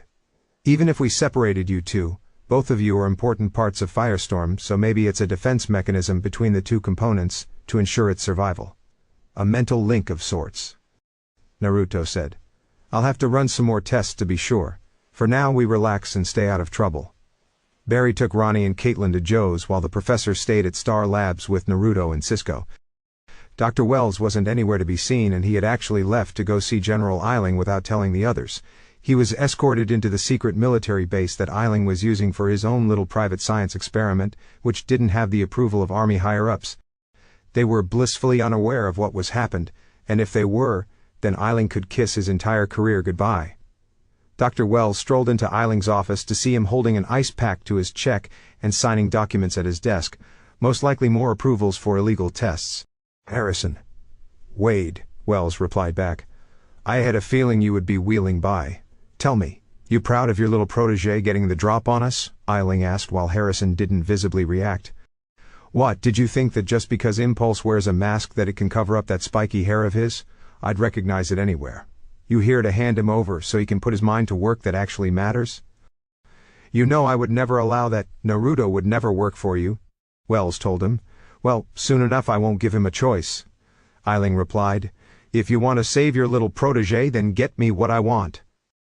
I don't know how Firestorm works, Wells told him. No, but you can get me what I need, both of them. Thanks to you, Harrison, it's the dawn of a new age. Cold War, the war on terror. We'll seem like cavemen fighting with sticks once those two freaks bind together. Eiling said while Wells couldn't believe he was serious about all of this. Well, you'll know where to find me when you want to hand those two over. I know you, Harrison. After all, you're the smartest guy I know, and you know you won't win this fight. Line break XX. Barry was with Joe, Caitlin, and Ronnie, while Naruto was still running some tests back at Star Labs. He finished up another batch of tests when he saw the monitor in the cortex playing the local news that was covering the attack at Jitters. And while eyewitnesses say it was men in army uniforms attacking the shop, no official statement from the army had been made regarding the incident, which gave Naruto an idea. He knew that the army would never allow something like that to happen on U.S. soil. The Posse Comitatus Act limits federal troop deployment on U.S. soil, and it would never allow the army to shoot up a coffee shop with innocent civilians in the way. Sure, the Army National Guard could operate, but those are usually for policing under states of emergencies from the governor, or something crazy like a nuclear attack scare. And Eiling was not National Guard. Eiling's whole unit was probably off the books for this, but if word got out about what happened, Eiling could kiss his whole career goodbye, and Naruto just figured out a way to get rid of him. Naruto finished up working on some devices for his little plan when Professor Stein walked in. Professor, did you need something? Just wanted to stretch my legs for a bit. I've been walking around and this is quite an impressive facility, Stein said. And we've been putting it to good work helping keep this city safe, but that's not all we've done. Naruto motioned him over to show him the monitor of the arc reactor. What do you think? Stein looked over the data and was amazed at what he was seeing. The energy output was extraordinary for something of its size. Astonishing. What is it? Stein asked. It's called the arc reactor, first of its kind ever built. A new advancement in clean, renewable energy that gives out the same energy output as 3 nuclear facilities with zero waste and dangers. It was my parents' idea. When I came to Star Labs, Dr. Wells helped me figure out how to actually make it work. It's been powering Star Labs for the past week. Naruto told him. Remarkable, Naruto. You just marked the next chapter in clean and renewable energy. This reactor could help mankind's reliance on fossil fuels and diminishing resources. You've done something that the greatest minds on the planet have been tackling for years. Stein was completely amazed at this revolution. Science was all about helping mankind progress forward in the right direction, and Naruto's arc reactor was a massive step towards that. That's not all I've been working on. Naruto pushed a few buttons and brought up the schematics, blueprints, and equations for all the other projects he had, ranging from his defense projects to early chemical formulas for a man-made bacterium that would eat away at plastic and foam for environmental repair. Think you could take a look? I could use another brilliant scientific mind to help me out with the science. I'd be delighted, Stein replied, sitting down at the computer to get to work. Okay, I'll be right back. I just need to get something, Naruto told him, grabbing his jacket and leaving. He took out his phone and called Linda as he left Star Labs. Hey, did you set everything up? Yeah, I did. Are you sure about this? This seems really risky. Linda told him. Don't worry, everything should be fine after this. Naruto replied, hanging up and leaving with elevator with a smirk on his face. Naruto made his way into the city and stopped in an alleyway. He jumped onto a dumpster and waited a few minutes by himself playing Candy Crush on his phone. After about 10 minutes he heard tires screeching and smirked as army jeeps showed up and a squad of army soldiers moved out in formation with assault rifles. They moved into position and aimed their weapons at him. He waited about half a minute, and General Eiling showed up as well. Naruto ended his game and looked at the time on his phone. Took you about 11 minutes to get here. Honestly, I was expecting it would take half the time, Naruto joked as two of the soldiers grabbed him off the dumpster and brought him over to Eiling. Geez, talk about military action taken too far. Where is Firestorm? Eiling asked. I honestly have no idea what you're talking about, but if I did, I wouldn't tell you. Naruto replied, looking at all of Eiling's men and saw the street camera turn towards them. So are you going to let me go, or is the US military going to take an innocent citizen without just cause and zero authority? Take him, Eiling ordered, and one of the soldiers put a black bag over his head before cuffing his hands behind his back and dragging him into the jeep. Naruto's phone dropped onto the ground, and he was thrown into a jeep. Naruto smirked underneath the bag over his head, as everything was going according to plan. He waited about an hour of driving before the jeep slowed down and eventually stopped, probably having been pulled into whatever secret base Eiling was operating out of. He was grabbed from the jeep and escorted into the facility before being pushed into a chair, and his hands were tied to the armrests. The bag was yanked off his head so Naruto could see he was in some dingy old room, likely an interrogation or experimentation room. Wow, nice digs.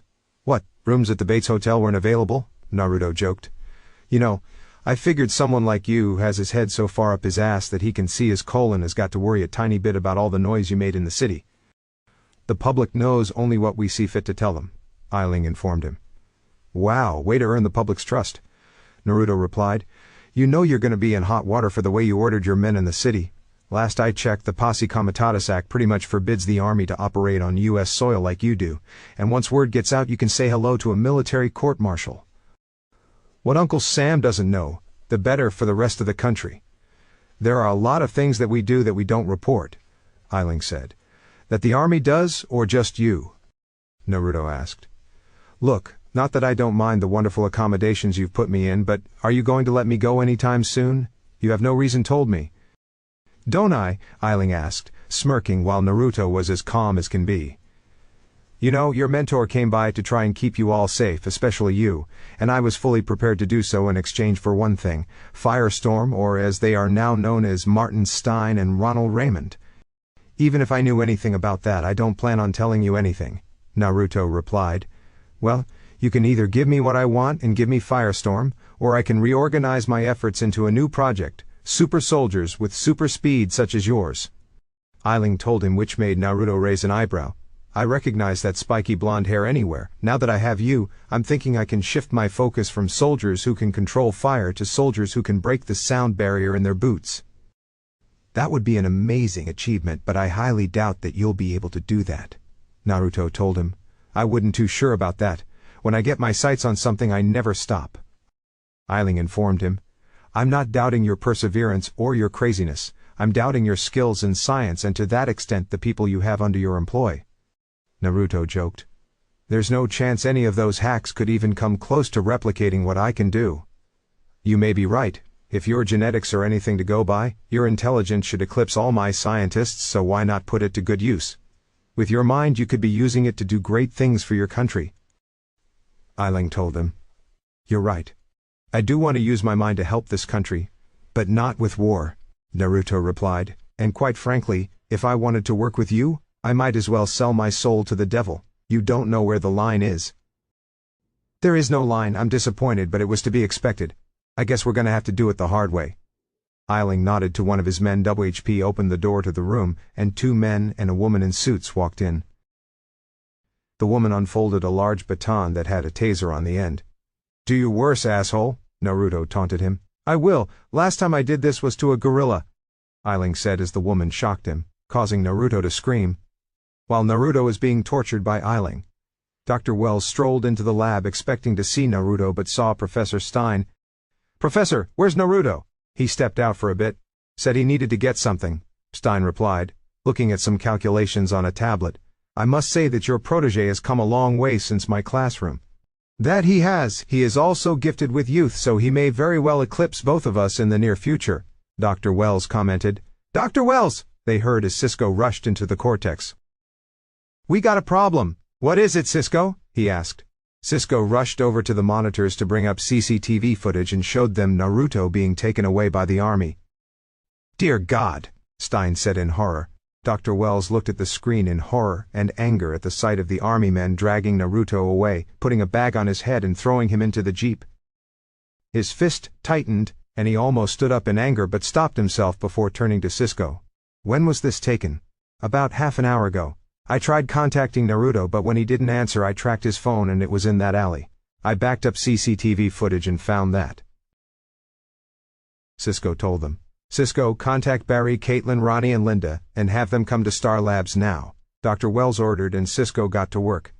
What would Eiling possibly want with Naruto? Stein asked. If I had to hazard a guess, either he wants Naruto's help with Firestorm or he plans on replicating Naruto's powers for his own use, Dr. Wells estimated. If Eiling actually does that, God help us all, Stein said in worry. The rest of the group soon arrived in the cortex, and they were all beyond worried about Naruto being taken by Eiling. So what do we do? We can get him back, right? Barry asked. We will, Barry, but we need to be careful. Eiling is someone not to be messed with, and your earlier encounter with him shows that he's already developed weapons to handle the Flash. Dr. Wells told him. Where do you think Eiling took Naruto? Caitlin asked.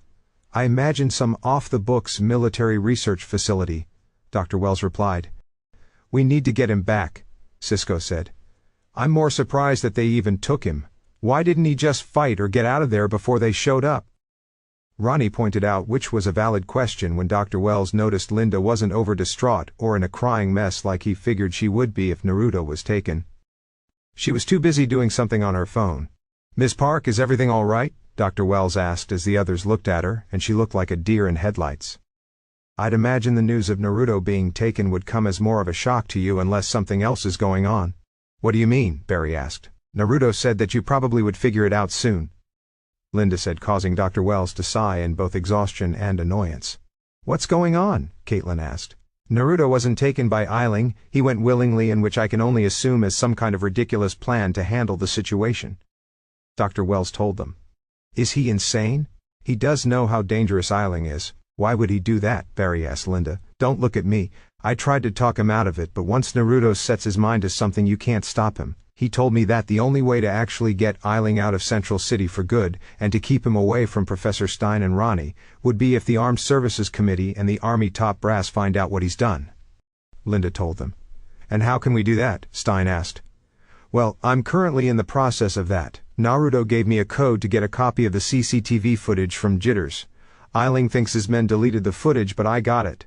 That combined with the footage of him taking Naruto has already been circling the internet, and it won't be long before we get the last piece of the puzzle, Linda said when the computers got an alert.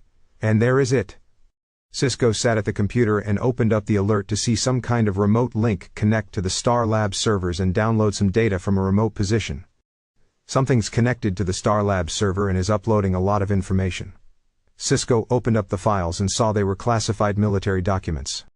What is it? Caitlin asked. Military documents, Cisco replied, checking them over, and saw they were all highly classified documents about General Eiling and his illegal activities in the Army. Everything from the unethical and illegal experiments on animals like the one he did at Star Labs, to repurposing military funding for unauthorized weapons building and genetic experiments. It's everything on Eiling. Every single dirty deed he's done with his army resources, illegal experiments, unauthorized seizures, and a buttload of other things that are definitely in violation of the Genova Convention. Naruto just gave us our smoking gun against Eiling. If this comes out, then he can kiss his career and power goodbye, Barry said. He does realize how crazy this plan was. That's Naruto for you. No risk, no reward. We just need to make sure his risk is worth it. Linda nodded to Cisco, and he uploaded all the information and security camera footage online. Now I've got a story to write on this. Something tells me my editor is going to want a story on his desk by the end of the day, and lucky for me I got a head start. Naruto said that there would also be coordinates with the data upload if he didn't come back right away. Cisco checked an information packet, and saw a low-frequency beacon was activated about 100 miles from the city. I got him. He's about 100 miles from the city, Cisco said. Barry, get him back in one piece, Dr. Wells ordered. Barry nodded and grabbed his suit. I'm coming with you, Ronnie added. Ronnie, no! Caitlin stopped him. You're exactly what Eiling is after. You can't go. Caitlin, Naruto risked his life to try and stop Eiling, and he doesn't even know me. I have to try and help. Ronnie told her.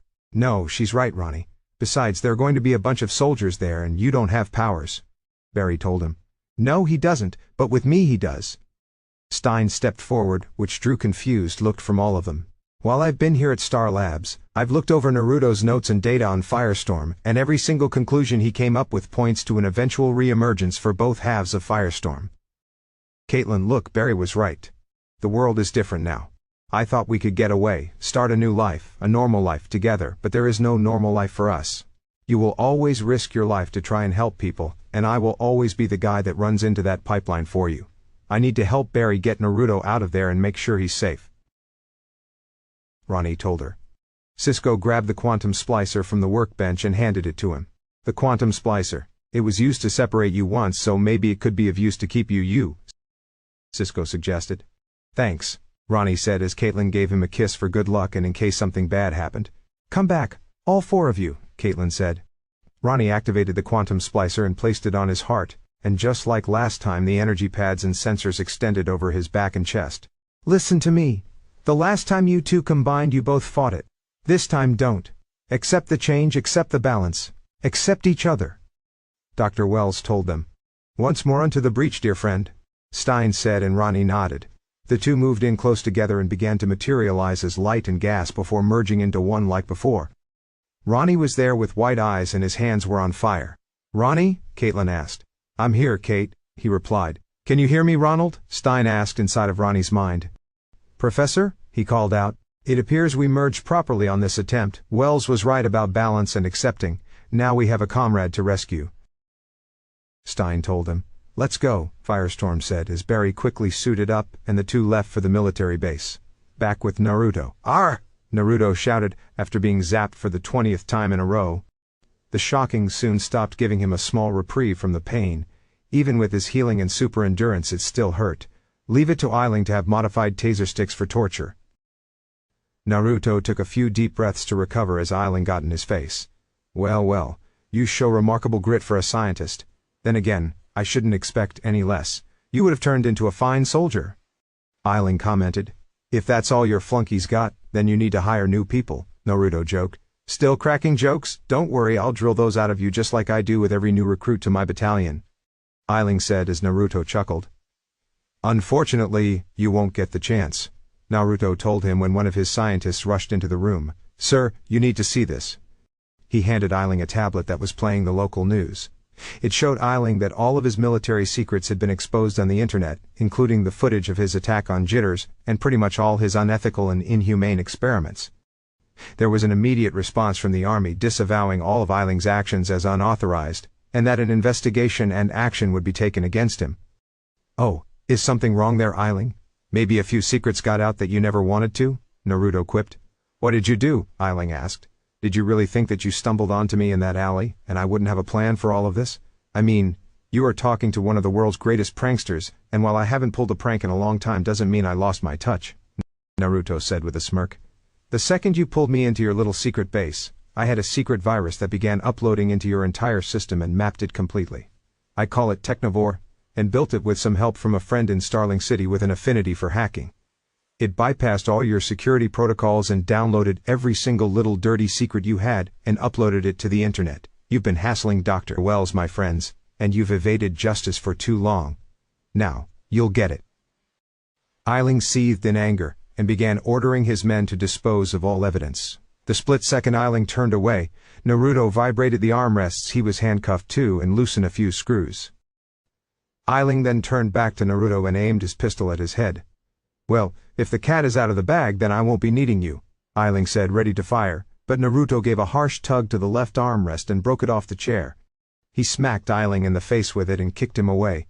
He yanked the other armrest off the chair just as one of the men in suits rushed over and hit him in the throat, kicked out his left leg and smacked him in the face. He spun and smacked the armrests into the other man and woman in suits, before kicking the scientist in the face and knocking him out. Ailing reached over for the gun, but Naruto kicked it away. "You should really do regular maintenance on those chairs," Naruto told him before knocking him out with a smack to the head from the armrest. He vibrated his hands and broke the handcuffs off before grabbing Ailing's keycard. "Now time to finish the plan." Naruto walked out of the interrogation room and made his way down the hallway when two soldiers stopped him at gunpoint. "Freeze!" they ordered as Naruto stopped when an alarm went off. "Guess my friends showed up." Naruto used this distraction and closed the distance to the soldiers, kicked one in the groin and elbowed the other in the face. He pushed the soldier in the wall, punched him in the side, grabbed his assault rifle and aimed it at the other soldier before kicking his foot and causing the soldier to shoot the gun by accident, and the bullet hit the other soldier in the arm. Naruto pulled the gun from the soldier and smacked him in the head with it, knocking him out before turning and smacking the other soldier in the face with the gun like it was a baseball bat. Naruto dropped the gun and pulled out the secret phone he hid in his shoe that uploaded the Technovore virus to see how it was doing, and had just finished disabling the internal security cameras. "Nice. Now I can stretch my legs." Naruto began speeding through the entire base and tied up all the soldiers, technicians and scientists, while collecting all the hard copy data he would need and preventing any of Ailing's men from deleting anything.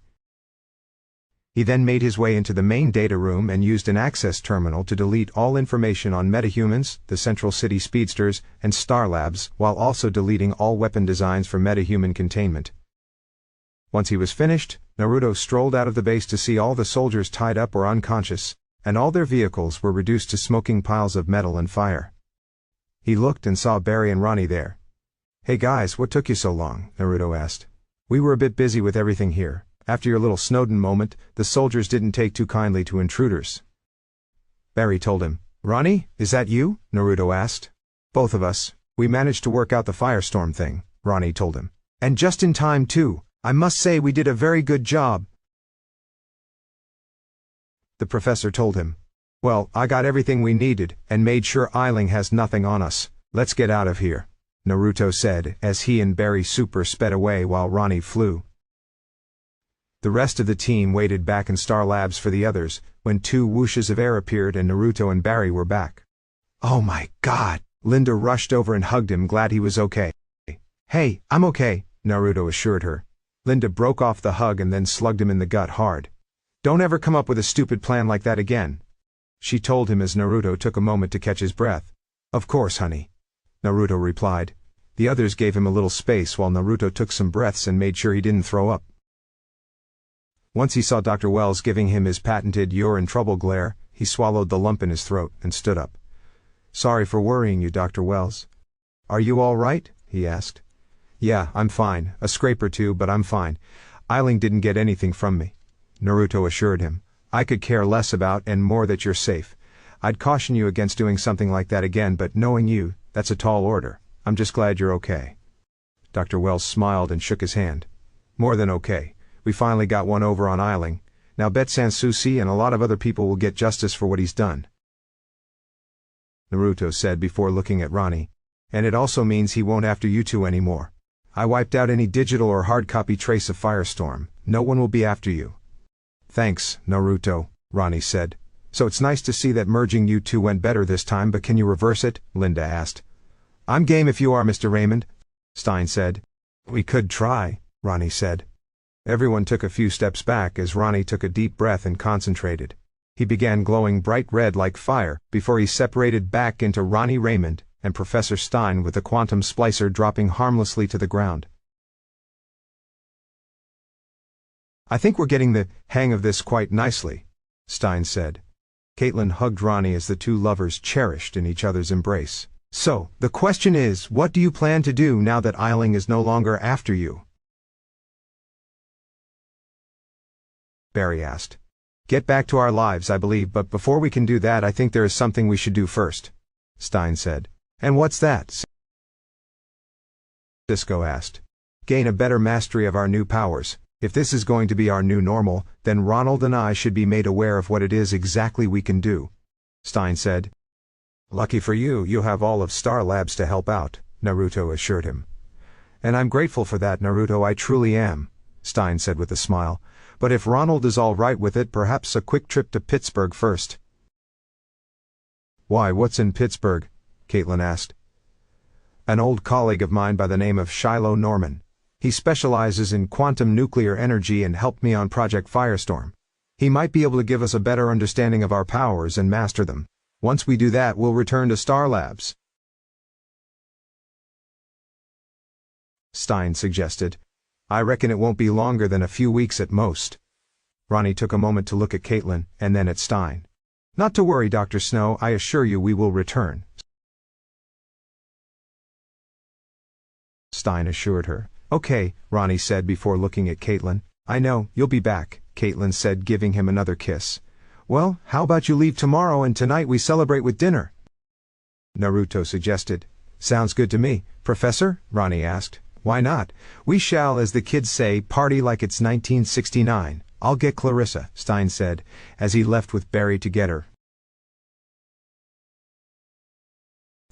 Naruto went to his personal lab to put some stuff away. He quickly checked the hallway to make sure he was alone before he connected the secret phone to the computer to upload the information he stole from Eiling's lab. He opened up the files and his gaze lingered on two in particular that were labeled Pre-Particle Accelerator Metahumans and the 9. Eiling knew something about the 9 and the files he had might give him some information on his parents' killer. Naruto, we're leaving, Cisco shouted. I'm coming, Naruto replied, putting the computer to sleep and leaving. Stein and Ronnie would leave the next morning, which gave her and Ronnie one night before they left for their trip. It wasn't permanent, they would return soon once they got some help on Firestorm. Naruto knew a lot from his research and the data he compiled, but if Stein and Ronnie really wanted to control and understand their new abilities, then they needed a specialist. Things were going good for Team Flash, whereas for General Eiling, they weren't so. With all the leaked information and Linda's scathing article adding to the fire, it cemented Eiling's fate. Eiling had officially been relieved of duty, and was now under a pending investigation by the JAG Court for his various criminal charges, including illegal use of military funds, unauthorized weapons development, illegal and unsanctioned military operations on U.S. soil, illegal human experiments, and a bunch of other crimes. Even with the best JAG lawyer in the world, there's no way Eiling is getting out of this with a not guilty verdict. He was in his office, downing another glass of whiskey with no ice. He wanted to feel the burn of the alcohol. In one day, his entire military career was torpedoed by a kid with spiky blonde hair. His entire battalion was under investigation as well. His science team was fired, and all his research was either public knowledge or erased, so he had no leverage to offer them, or something to use against Harrison Wells. He was screwed, and he was beyond pissed. All of a sudden, a yellow blur grabbed him and he found himself thrown onto hard concrete. Eiling coughed up a lung and threw up the whiskey he just drank as he took in his surroundings. Judging by the darkness, size, running water and smell, he was in a sewer. He turned and saw a vibrating figure in a yellow-black outfit with glowing red eyes. It's good to see you again, General. Who are you? Eiling asked. Who am I? The figure stopped vibrating and removed his mask to reveal it was Harrison Wells. Harrison, you're one of them, a metahuman, Eiling said in anger. Yes, I am. And I protect my own, Wells told him. Are you here to finish what your protege started? Here for another ounce of blood? Eiling asked. I am. I did warn you what would happen if you ever hurt Naruto. And now it's time to make good on my promise, Wells said when a sudden loud growl could be heard through the tunnels. What was that? Eiling asked. Now that is an old friend of ours, Wells replied. General, Eiling heard a voice say in his head. That voice, it's in my head, Eiling said when he heard loud footsteps and saw what was coming for him. Dear God, not God, Grodd. Eiling was then snatched and taken into the sewer screaming in pain. Line break, XX. It had been about a week since the whole Firestorm Eiling thing, and things were better. Ronnie and the professor were in the clear from the military, which was a good thing. They were doing fine in Pittsburgh and were gaining more knowledge on Firestorm's powers. Caitlin was in a better mood because her fiancé was alive, and not only that, but he would be back home soon. All in all, it was good. There was one interesting thing that happened, and that was an external metahuman sighting in Detroit by a woman, Mari McCabe. Barry and Oliver dealt with that, and she wasn't a metahuman but had a magical totem, if you believe that. She became a hero of Detroit and called herself Vixen, so they had another person to add to the superhero club.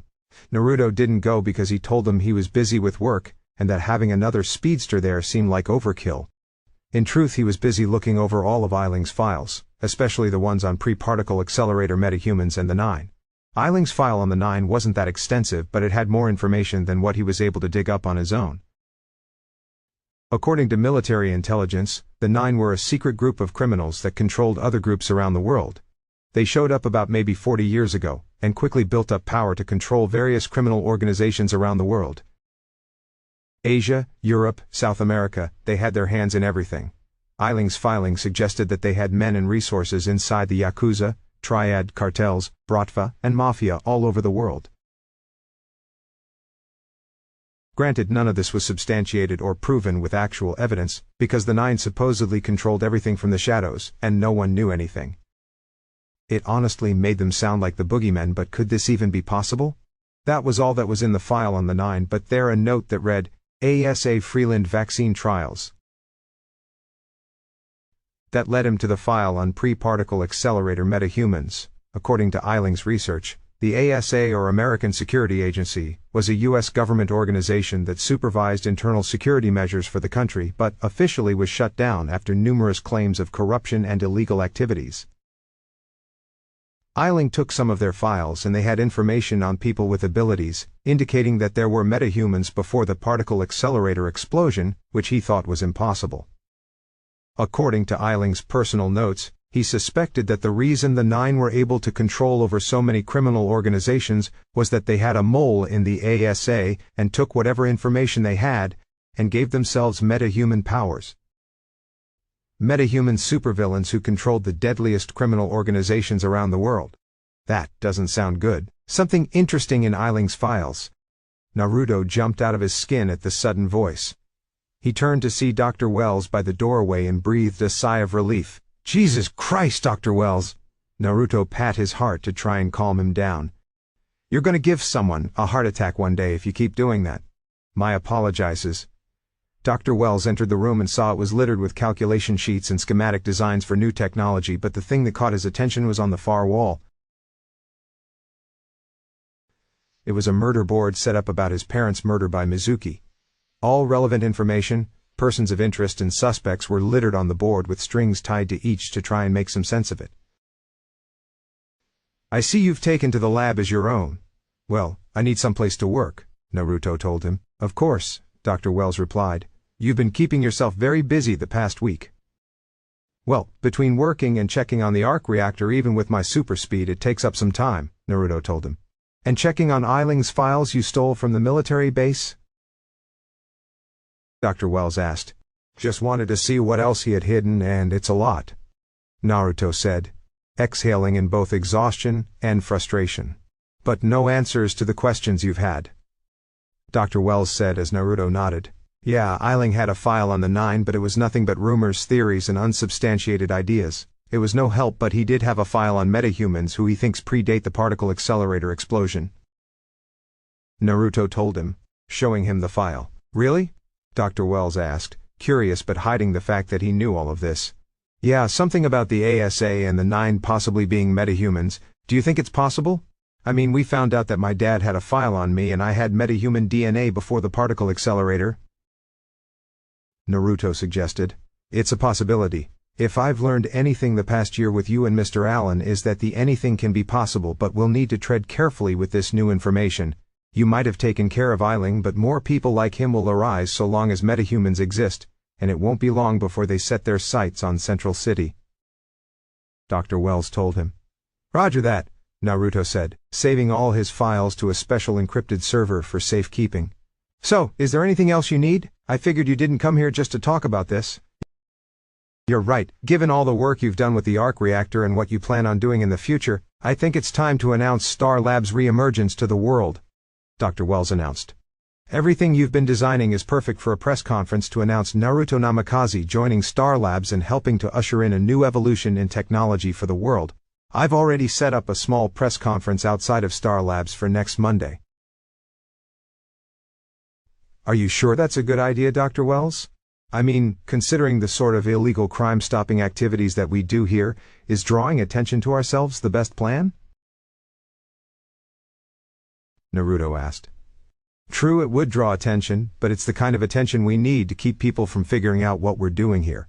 With everything that's been going on, like the news of your existence and the new metahumans you'll be facing, it won't be long before someone else like Hartley begins to wonder if Star Labs is helping the Flash and Impulse. With this, people will be focused more on the technical and scientific attributes we're making. Dr. Wells explained. All right, I'll trust your move 100%, Naruto replied. Good, because you will be speaking at that event. Dr. Wells told him. Say what now? Naruto asked, doing a double take. No, I'm not that great with public speaking. Why do I have to talk? You should do it, or get Cisco or Caitlin to help. Many of the breakthroughs we'll be announcing were created by you, so it's only right that you speak at this event. Don't worry, I have faith in you. Dr. Wells said before leaving. Great, as if public speaking was bad enough, I have to do it on the most important day ever. Naruto said to himself, calling Linda for help. A few days passed until it was Monday, and the big reveal of Star Labs was taking place. There was a small stage, podium, and monitor set up outside of Star Labs where the press conference would take place. Dr. Wells, Caitlin, and Cisco would be sitting on the stage while visiting scientists, investors, and journalists would be there. The fact that Harrison Wells himself called for the press conference with information regarding Star Labs attracted some attention. Naruto was dressed up in a business suit to his chagrin, but Linda and Tsunade insisted on it. It was a regular Navy business suit with a white shirt and crimson tie. Naruto took a deep breath as he looked at the crowd of people here for the press conference, and there was a good amount. Joe and Barry were here, and Ino was with Barry. It was nice that his friends were here. Iris, Linda, and dozens of other journalists and news reporters in the crowd, and a special section were set up for city officials like Captain Singh and the mayor. How Dr. Wells managed to get the mayor here is beyond him. Yip. Naruto felt Kurama brush up against his leg and knelt down to pet him on the head. Oh buddy, you're lucky you don't have to worry about stuff like this. Naruto scratched him behind the ears and he happily nuzzled into his hand. Sorry I haven't spent that much time with you lately. Guess I haven't realized how busy I've been getting. Yip. Kurama happily nuzzled against Naruto's leg and licked him on the hand. I'm glad you're here, buddy. I just hope I don't puke when I get up there. I'm so nervous that I feel like my stomach's doing the tango. Naruto said. Here. Naruto looked and saw a small flask held out in front of him by Tsunade, who was dressed in her fancy gray and green dress, which did its best to contain her massive bust.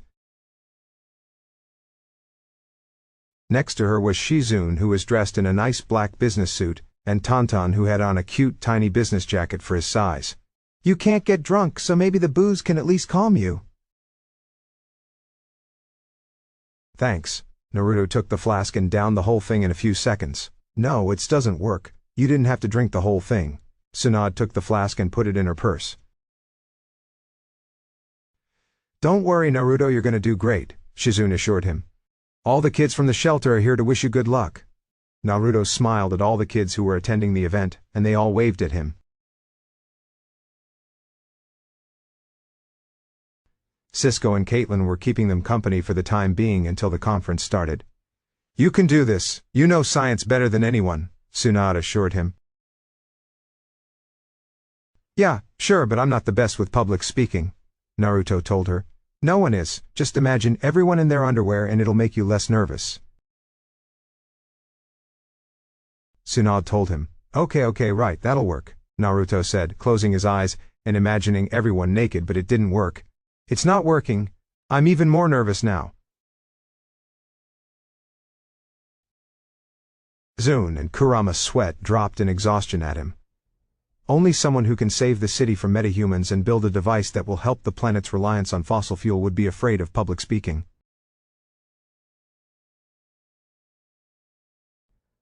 Iris was over by Linda and their co-worker Mason Bridge. She got her tape recorder and notepad ready when she looked over to Naruto and saw him talking to two women. Hey Linda. Who are the two women by Naruto? She asked. Oh, that's Tsunade and Shizune. They run the shelter Naruto stays at. They're kinda like family to him. Linda explained as Iris found herself staring at Tsunade's bust size, having a hard time believing those were real and feeling a little jealous. A little jealous? I was too when I first met her. Excuse me everyone. Dr. Wells spoke into the microphone at the podium.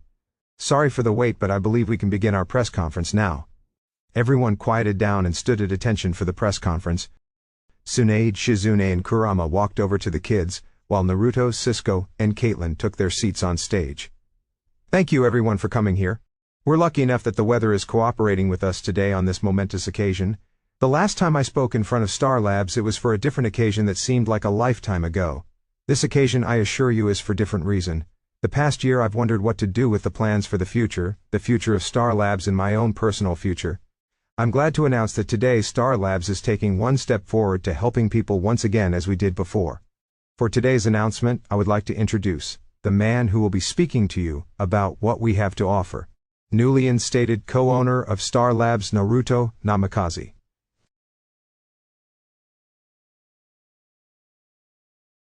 Everyone clapped as Dr. Wells pointed to Naruto, who was frozen in his chair. Did Dr. Wells really just do that? Naruto asked Caitlin. He did, now go! Caitlin pushed him out of the chair and he walked over to the podium. Dr. Wells joined Caitlin and Cisco, while Naruto began to get nervous looking at the group he was speaking to. He spared one more look at Dr. Wells, who ushered him to go on. Naruto took a deep breath and cleared his throat. Thank you, Dr. Wells, for that introduction and for dropping the bomb on me to only make me more nervous. I think the reason Dr. Wells wanted me to speak is because he knows just how terrified I am at public speaking. Naruto joked as the crowd chuckled. I had some cards for this, but I think I'll just wing it. Before we start, I just want to take a moment to assure everyone that Star Labs isn't going to make the same mistakes of the past. As scientists, we're so focused on advancing the cause of science that we often neglect or ignore common sense, and forget to ask should we instead of could we. The particle accelerator was a tragedy that could have been avoided. Dr. Wells has already gone on record about the catastrophe that ravaged this city nearly 2 years ago. We failed this city, and it had to deal with the consequences. People loved lost ones, damage was done, and lives were changed forever. As much as you must be tired of hearing this, no amount of condolences can be made to make up for what happened, and for those that have suffered. Naruto glanced over at Dr. Wells, who smiled and nodded. Today Star Labs is making a vow to not repeat the mistakes of the past and to once again help everyone. The people you see before you, Dr. Caitlin Snow, Francisco Ramon, Dr. Wells and myself have been working on solving new problems that the world faces now. The problems that the next few generations are going to face will be the most important and the hardest in human history. Climate change, diminishing resources, and pollution are just a few of the problems facing our planet. Serious action needs to be taken, which is what we've done. Naruto nodded to Cisco, who pressed a button on his phone to activate the massive screen to show the Star Labs logo. It then changed to reveal a chemical formula named oxyhydrine bacteria. What you see before you on the monitor is the first step in combating pollution and climate change. It's no surprise that our planet is facing ecological change due to carbon emissions, pollution, and such, so Star Labs' first contribution to help with that is what you see before you. Oxyhydrine bacteria, a man-made bacterium devised with the help of Dr. Caitlin Snow that is capable of dissolving away plastics, garbage, and other wasteful materials that are thrown into landfills or dumped into our oceans.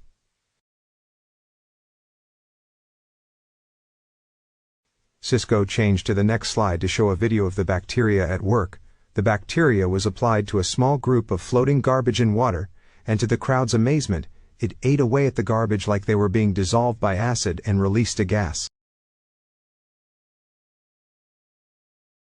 The gas the bacteria releases from the reaction then evaporates into the air and counteracts the overabundance of carbon dioxide in the atmosphere to help with global warming. Zero chance of contamination or further pollution, and a viable first step reducing carbon emissions and fixing our planet's climate and environment. It's the first step but not the only one. Cisco changed the monitor again to show a high-tech radar installation and laboratory. This is Star Labs' monitoring station, designed as the first line of defense for protecting the wellness of the public in our cities. with the hopes to install one in every major city in the country. These stations put as much emphasis on helping to fix our local environmental issues as our global ones. Each station is designed with a highly advanced monitoring system to check on air quality for pollution contaminants and analyze the problem so steps can be taken before it's too late.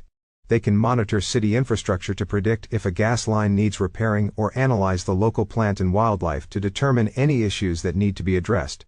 Our local problems are just as important as the global ones.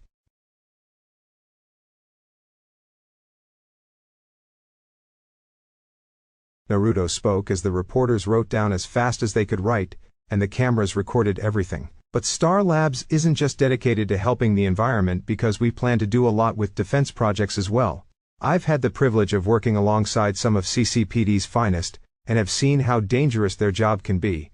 So we've designed some things for them as well as other police forces. Naruto said as Cisco turned to the next slide to reveal the schematics for advanced body armor. With the help of Cisco Ramon, we've designed the next iteration of body armor protection. This is the Star Labs XO1 body armor, more advanced and powerful than anything on the market at the moment. This body armor is the ideal protection for anyone in law enforcement or the military. With a specialized interwoven and energy absorption material, this body armor is capable of blocking high-caliber rounds from assault rifles and even armor-piercing high-powered sniper rifles. Cisco then showed them the test footage they ran a few weeks ago on the first prototype, and it showed that the vest was able to stop the penetration of a high-caliber sniper round from point-blank range. Lighter than typical body armors and available in different formats to protect more of the body, this armor will soon be made available, and the first order of 200 will be provided to the CCPD without charge for their proud service to the city. Naruto announced as people clapped. He glanced over at Captain Singh, who smiled and nodded in appreciation. We will also be providing a new lighter form of body armor for undercover use as well. Cisco switched the monitor to show an ordinary business suit. The suit you see before you on the screen is not your typical suit. It is a specially created prototype for advanced concealment and urban warfare when there isn't time to use a typical body armor vest. The video played to show someone shoot the suit with 12 bullets from a 9mm pistol, and revealed that the bullets didn't penetrate the suit. It was revealed that the lining of the suit was stitched with some kind of fabric that stopped the bullets from penetration, to the crowd's amazement. Made of customized silicate carbide discs, ceramic matrices, special laminate and polymers, this is the most cutting-edge body armor on the planet. Providing zero penetration for small to medium firearms, this armor can be stitched into the lining of regular clothing such as suits or police uniforms, ensuring that our officers are always protected from danger. Of course, while the armor provides protection from the bullets, the impact will still sting a bit, so I suggest wearing padded clothing underneath. The crowd chuckled a bit at that joke. Our last defense prototype is something I'm very excited about because it issues in a new era for suppression and non-lethal firearms. The life of a law enforcement officer is challenging enough, so Star Labs is proud to announce a new form of non-lethal weaponry for apprehending criminals. Naruto announced, so Cisco brought up the schematics and designs for Project ICER. The screen showed various black and blue high-tech weapons ranging from 9mm and 45 caliber pistols to high-powered sniper rifle versions. I give you Project ICER incapacitating cartridge-emitting railguns. These ICERs are the ideal equipment for non-lethal combat and excellent for apprehending criminals. Thanks to the dutiful mind of Francisco Ramon, we've designed these weapons with the sole purpose of incapacitating a subject without further harm. The key is in the ammunition used, a specialized and patented dendrotoxin that is capable of inducing instant paralysis and unconsciousness when a subject is hit. The dendrotoxin bullet casing breaks up under subcutaneous tissue, and the subject is subdued for 2 hours. This ensures no further harm is caused to the officer, the assailant, and anyone else.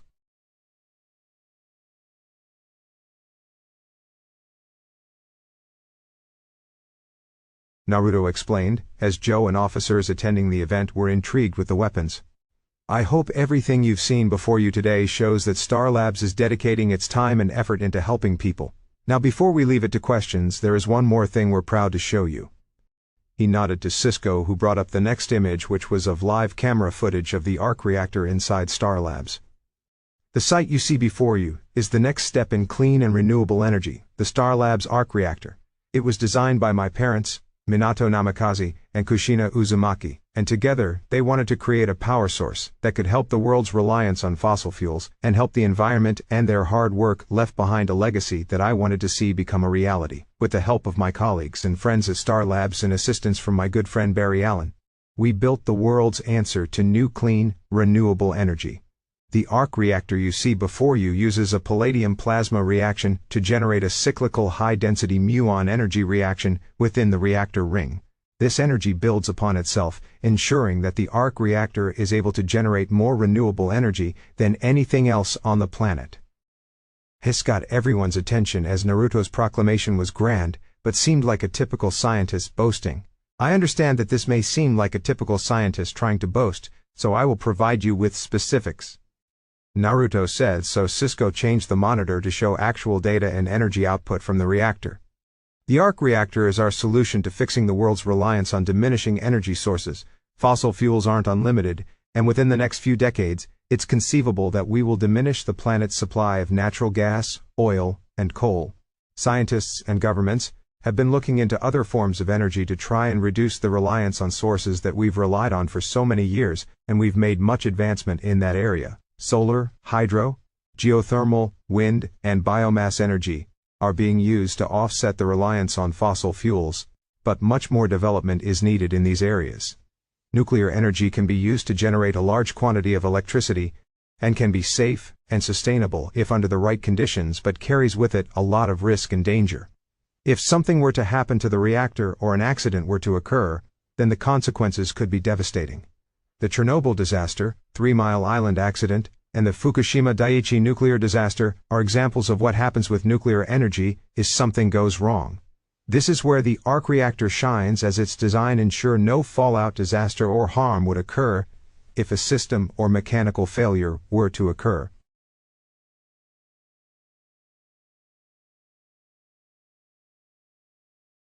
Cisco brought up some more information to back up Naruto's point and his findings that the scientists could understand, but everyone else was left scratching their heads in confusion.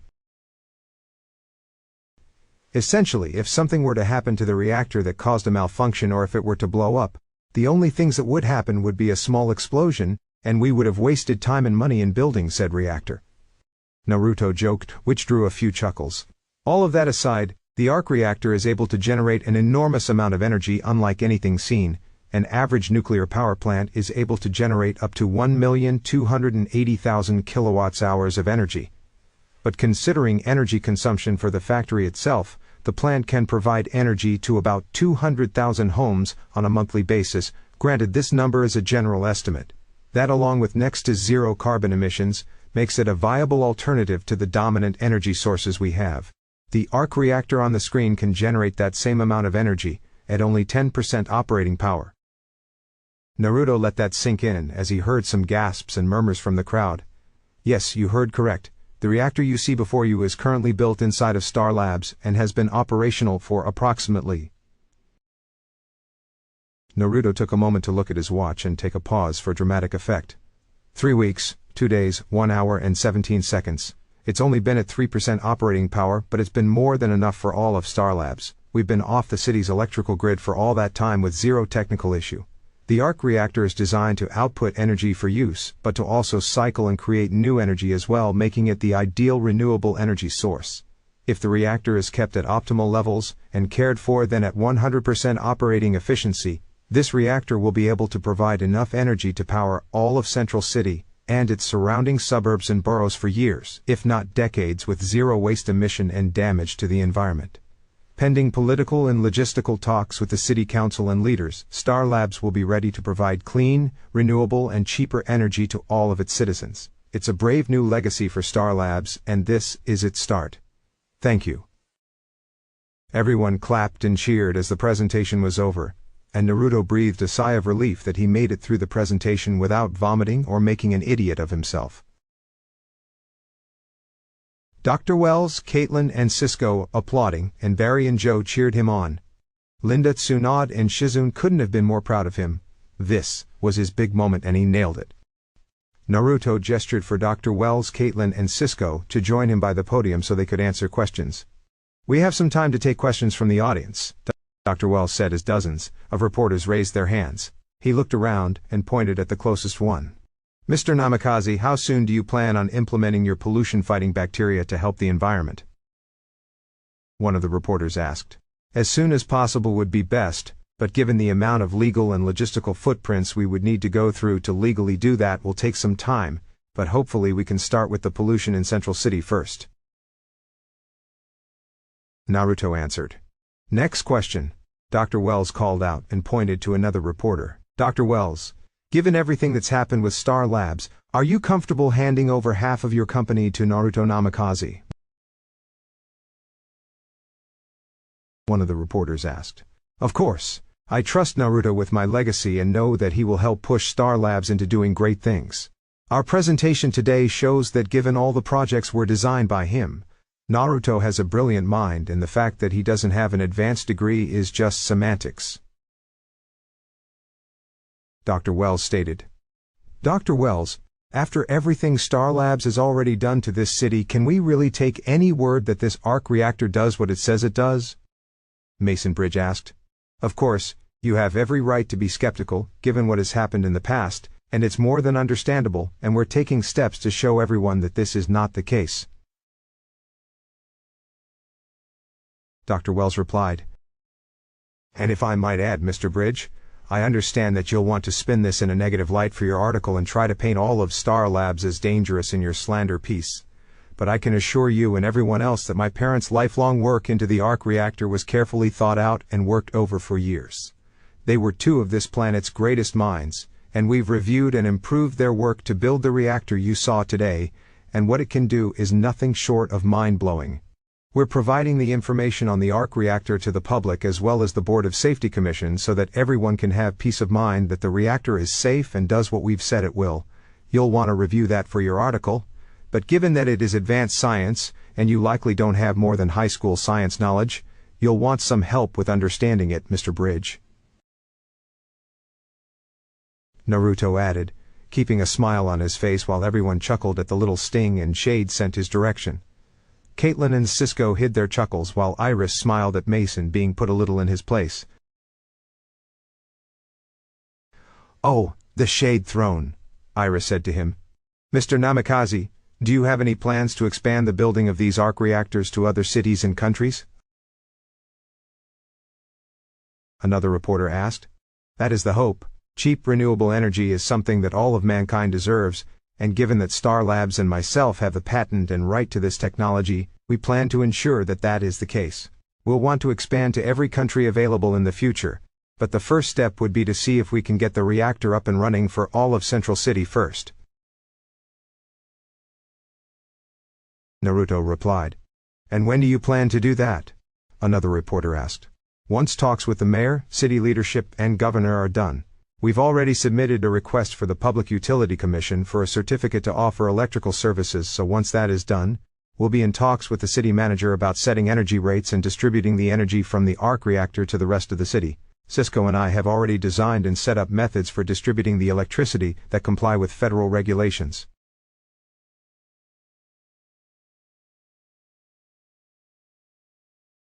Naruto answered. "Mr. Namikaze, do you have any comment on the energy companies that will feel threatened by your announcement today?" a reporter asked. "I'm not doing this to threaten the other energy companies or make a declarative statement against them. All we plan to do is provide an alternative energy source for everyone, no different than the first solar panel company or hydro dam that was built. Everything we do is to help people and the planet," Naruto replied. "I think we have time for one final question," Dr. Wells announced before seeing Linda with her hand up. "Miss Park, do you have a question?" "Yes, Mr. Namikaze, if your parents were here now, what would you like to say to them?" Linda asked as Naruto took a moment to think of what they would say if they were alive, and what he would say to them. Given the new things he's learned and the questions he still had, he wasn't sure what to think. "If my parents were here, I just hope that they would be proud of what I've been trying to accomplish."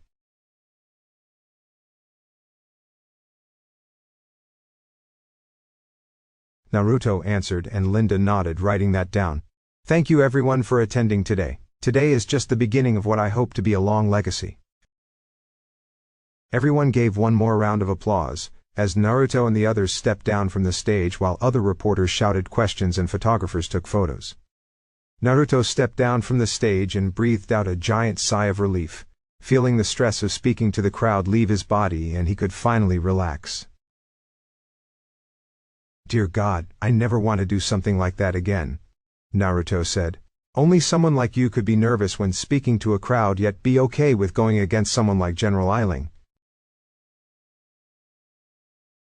Caitlin replied, What can I say, I'm unique, he told her. Linda rushed over and jumped onto him with a flying hug. Naruto caught her and kissed the side of her head, holding her close.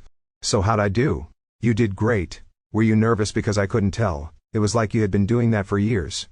She told him. I was beyond nervous. I'm just glad it's over. Naruto replied as Barry, Joe, and Ino walked over.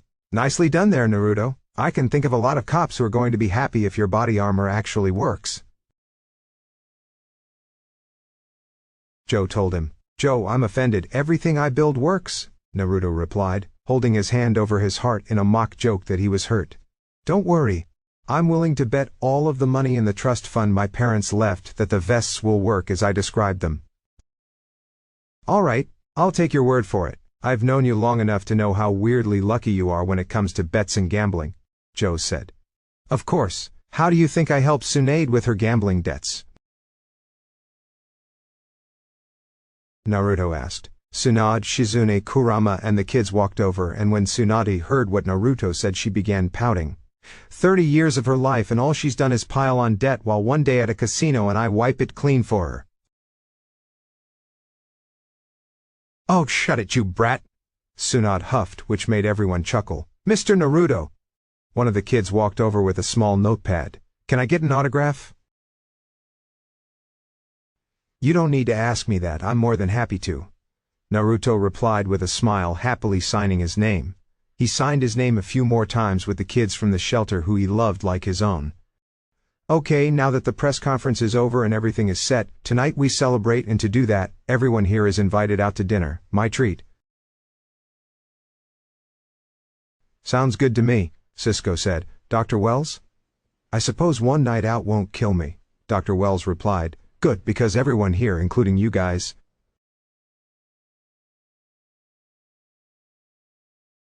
Naruto tousled some of the kids' hair. We'll have their bellies full of great food tonight. I called ahead and reserved the entire restaurant at a Korean barbecue place, and tonight we'll give them the most profitable night of their lives. Yeah, the kids shouted, excited for the meal. Dear Lord, the Flash and Impulse at an all-you-can-eat restaurant, that place will run out of food by the end of the night. Linda whispered to Caitlin. I'd give it an hour, she whispered back when she noticed someone walking over. He was an older gentleman, probably in his late 30s, and was wearing a designer suit. By his side was an older man dressed like a butler. When they got close, Caitlin recognized the younger man in the designer suit as Bruce Wayne, billionaire philanthropist from Gotham City. Oh my God, I think that's Bruce Wayne. Mr. Namikaze, Bruce said, getting Naruto's attention. Naruto turned and he recognized Bruce Wayne as well, owner of Wayne Enterprises, one of the biggest companies in the world, and the guy was a billionaire. Mr. Wayne, it's a pleasure to meet you. Naruto shook his hand and noticed the very hard grip and calloused hands. Really, it's an honor, and please call me Naruto. Well, Naruto, I just want to say that I enjoyed your presentation. It's safe to say that what you're doing here at Star Labs is very different what Mr. Fox has told me, Bruce admitted.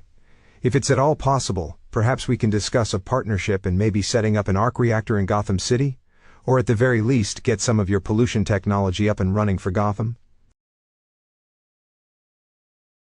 Naruto's eyes lit up in excitement. Working with Wayne Enterprises was huge. Of course, it'd be an honor. Excellent. I'll have someone from my office contact you with the details. Congratulations.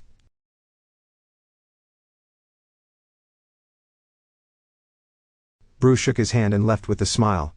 Everyone looked at Naruto, who seemed to be frozen in shock and excitement.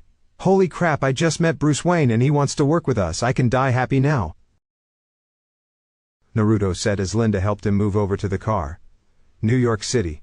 In an abandoned warehouse in the Bronx, everything seemed to be normal when all of a sudden the sound of gunfire and screaming came out of nowhere.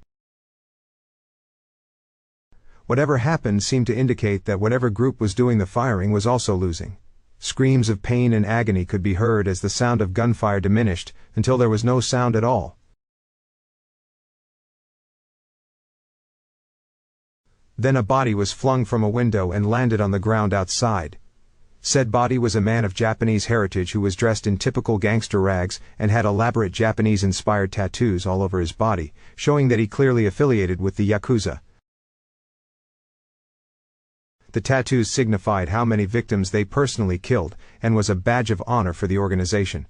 Unfortunately, all that boasting was nothing for whoever attacked him and the others. The Yakuza member crawled away in an attempt to get away to safety, but it was in vain.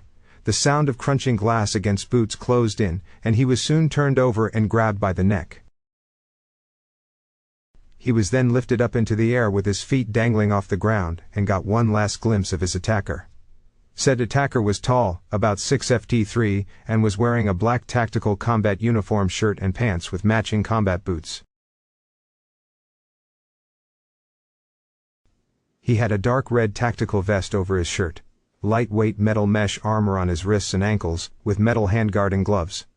He had a black mask on his face with a metal forehead protector with the kanji for oil imprinted on it. He had 2 pistols strapped to his waist and a large scroll slung across his back.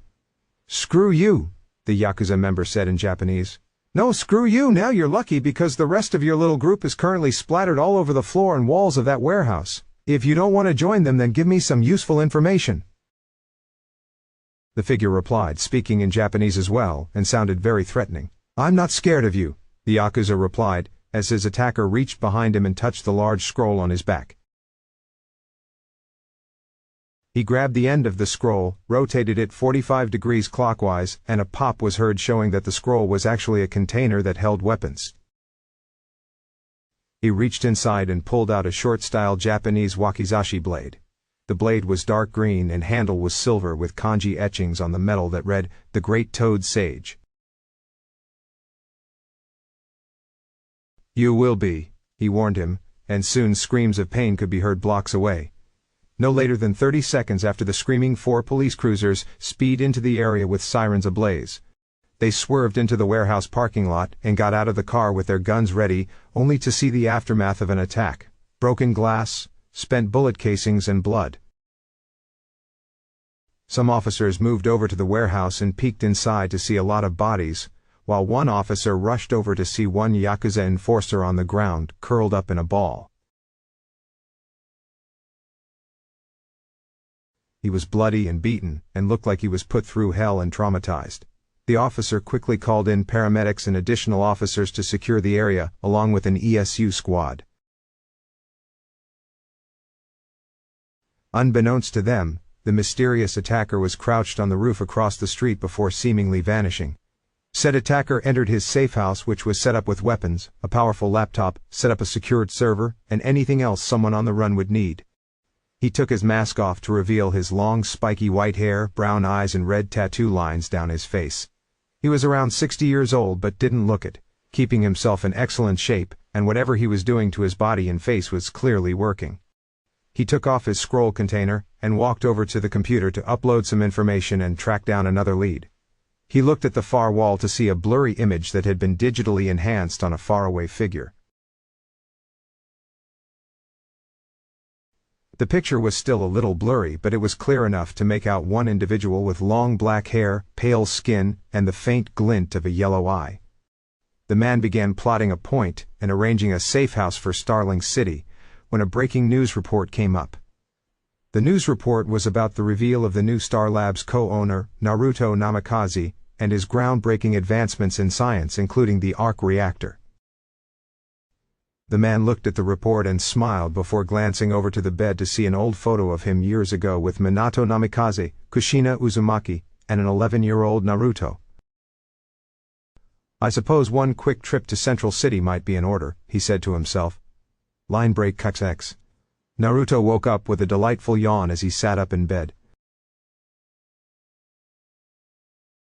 He rubbed his eyes, and noticed he wasn't in his room at the shelter, when he remembered that, after that massive buffet dinner last night, which racked up a lot of dishes, cost a lot of money, but made the restaurant very happy, he went to Linda's, after helping Tsunade and Shizune put the kids to bed. He looked to his left and saw her passed out on the bed, her hair sprawled out on the pillow. Made her look adorable. Naruto leaned down and kissed her on the shoulder, which made her groan and push him away.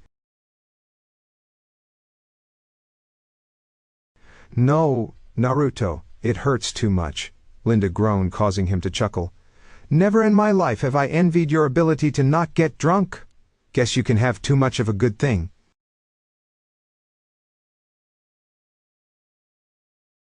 Naruto told her. "If by good think you mean soju, then yes." Linda groaned in pain. "I'll get to work on breakfast and a hangover cure," Naruto said, getting out of bed and dressed. "Extra bacon, please," she mumbled.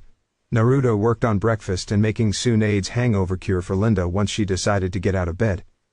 Naruto munched on some toast while he finished preparing the rest of breakfast when the local news mentioned Star Labs.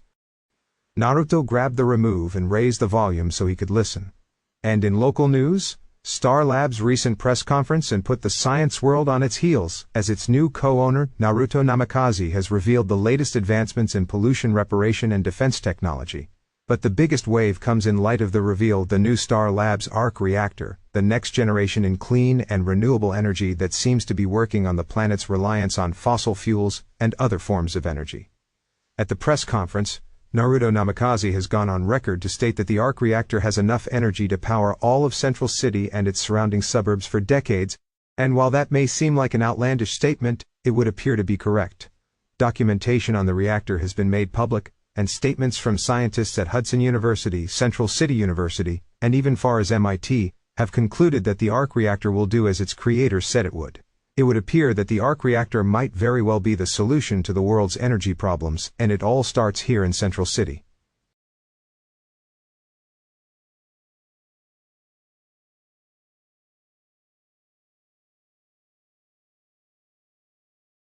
The news reporter said, making Naruto smile in pride. "What's going on?" Linda asked, walking into the living room in her robe. "Nothing, just the news." Naruto lowered the volume and walked over, giving her a kiss. "You might not want to do that. I have morning breath," she told him, but he chuckled and gave her another kiss. "Worth it," he said, pulling her close and nuzzling his head into her hair.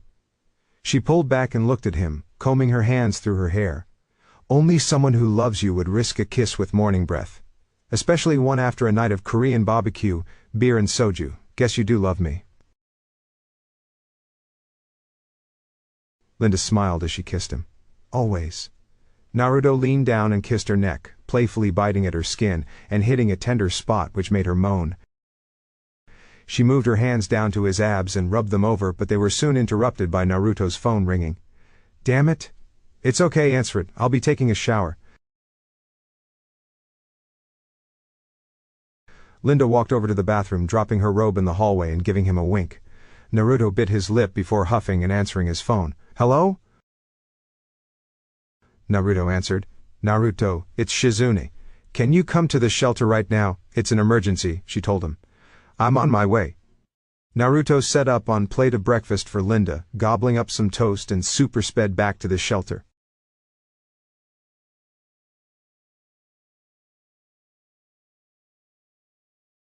He walked in through the front door, ready to deal with whatever situation he could think of, only to see the kids grouped up by the wall and peeking into the kitchen. "What's going on?" "Some weird guy showed up and Tsunade punched him," one of the kids said as Naruto walked into the kitchen to see a fuming and furious Tsunade with her smoking fist, having just punched someone. Shizune sighed in exhaustion when she saw Naruto and rushed over. "Naruto, thank God you're here," she said. "Yeah, I came over right away. What's going on?" Naruto asked. "What's going on is some pervert tried to touch the girl, so I punched him," Tsunade replied. Naruto glanced over and saw the window was broken with glass was on the floor. She really punched him hard enough that he was sent flying through the window. Ouch. Okay, but if she handled it, why call me? Do you want me to call Joe? Naruto asked. No, we called you because before Tsunade punched him, he said he knew you, Shizune explained.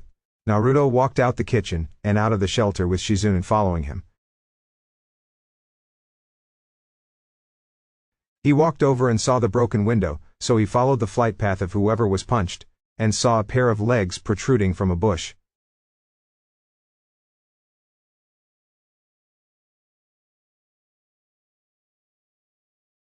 Naruto grabbed one of the legs and pulled, yanking the man out of the bush and dropping him onto the floor. He got a good look at the mystery man and saw he was wearing brown shoes, green pants and shirt with a red vest, along with a large scroll on his back.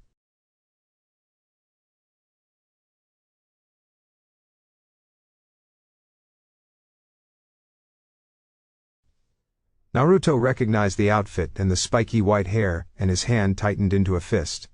Said man lifted his head and spit out some leaves before shaking his head. Whoa, that is one heck of a woman. I do love a girl who can fight, he said to himself only to hear someone clearing their throat. He turned around and saw the cute friend to the busty blonde and the person he was looking for. Hey kid, long time no see. Naruto then sucker punched him in the face and knocked him out. You never change at all, you old pervert, even after 3 years.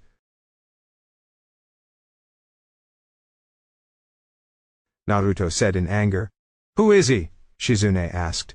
She only saw Naruto this angry when he found out the truth about his parents' murder. He's my godfather, Jiraiya, Naruto told her. He grabbed Jiraiya by the foot and dragged him over by the side of the building. He grabbed the water hose and sprayed him in the face, waking him up.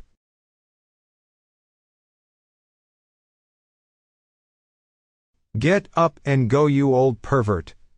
Is that any way to treat your own godfather, kid? Jiraiya asked, wiping the water off his face only for Naruto to splash him once more.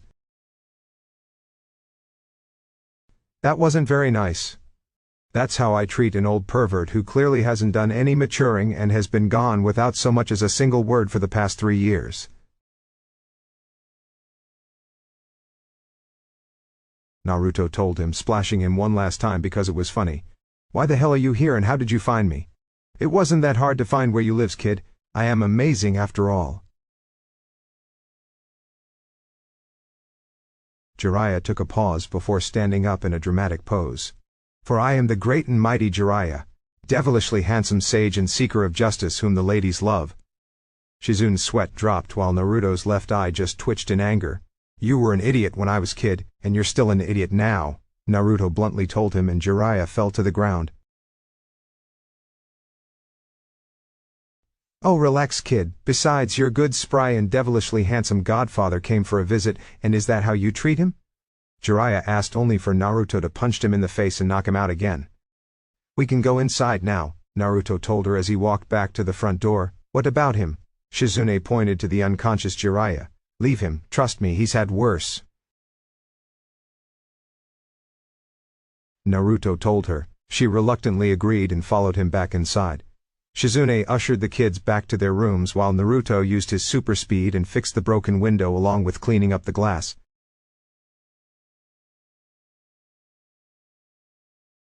Tsunade got back to cooking lunch for the kids but saw Naruto sitting down at the kitchen table. He was still angry after that little scuffle. Are you all right? She asked.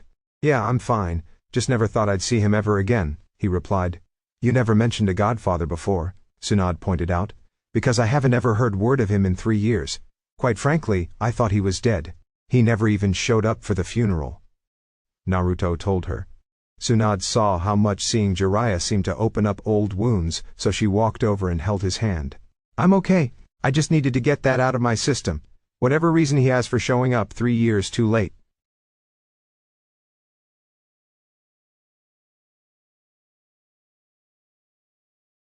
Aw, don't be like that, kid. He heard and saw Jiraiya standing there in the doorway to the kitchen. You know you missed me. Like a dog misses a trip to the vet. Naruto said, seeing him standing there like nothing was wrong. How did you even get back in? Door was unlocked, Jiraiya pointed. Well, use it and leave before I have Tsunade get another shot at you. As hard as I punch, she punches harder. Or have you forgotten?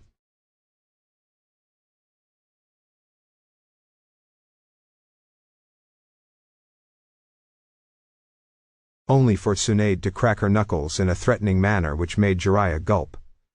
I'm not here to fight, kid, or cause any more trouble, Jiraiya told him. Then what are you doing here? Naruto asked. I came to see you. Isn't that part of a godfather's job? He asked. Naruto stood up and walked over to him. When have you ever actually been a godfather? Sorry, Jiraiya, but 3 years too late. Naruto flat out told him and saw Jiraiya did his best to hold back a look of failure. I have to get to work. I'll be back to help with dinner, Tsunade. Naruto grabbed Kurama and left the shelter to head to Star Labs. Jiraiya took a deep breath and pinched the bridge of his nose. This is going to be a lot harder than I thought, but I figured this would be how he would react. Jiraiya said to himself. What did you expect? You're his godfather, and you've been gone for 3 years.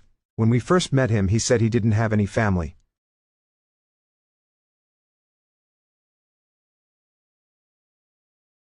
Tsunade told him. Believe me, nothing kills me more than not being there for the kid when he needed me, Jiraiya admitted to her. But it's more complicated than you think. There's a lot the kid doesn't know about what I do, and I can't explain it to him. Naruto's smarter than you realize. I'm sure he'd understand why you've been gone for so long if you explain it to him, she said. It's not that he's not smart enough. It's for his own safety, Jiraiya told her, which just confused her. Naruto can handle a lot more than you think, she told him. This is something that not even Impulse can handle. Jiraiya warned her, and saw she was shocked he knew that name. Once Naruto was clear of the shelter, he super sped over to Big Belly Burger to get something to eat and calm him down, which worked.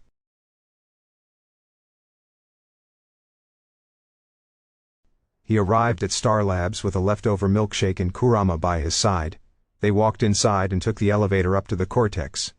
Naruto casually sipped his milkshake and made his way into the Cortex to see Dr. Wells, Caitlin, and Cisco.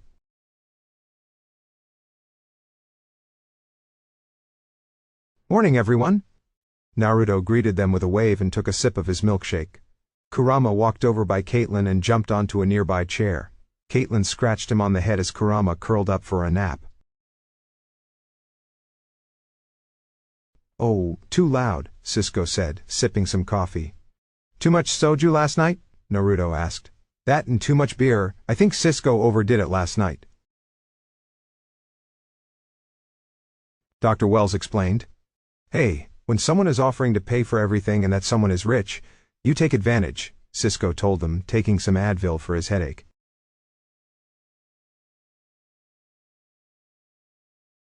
Well, you're not the only one. Linda was hungover too, Naruto explained. So besides the morning hangovers, I got a glimpse of the morning news and the word about Star Labs is going great. You're right, pretty much everything on the news this morning is about Star Labs. Believe it or not, I actually got a call from my mom about the news, Caitlin said. Wow, that is good, Cisco said. I got a voicemail from my mom about the press conference. Granted, I was really hungover when I woke up, so I didn't really hear anything. And our stock prices have gone up. You've done it, Naruto. You've helped put Star Labs on the right path forward. I couldn't be more proud, Dr. Wells said to him.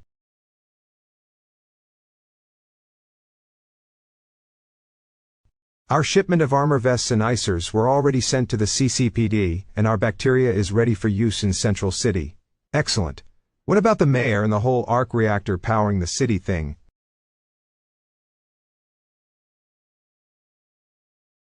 Naruto asked. They've set up a meeting for next week, Dr. Wells said. Great, nothing could go wrong today, Naruto said when the computer got a request for a video chat from Felicity.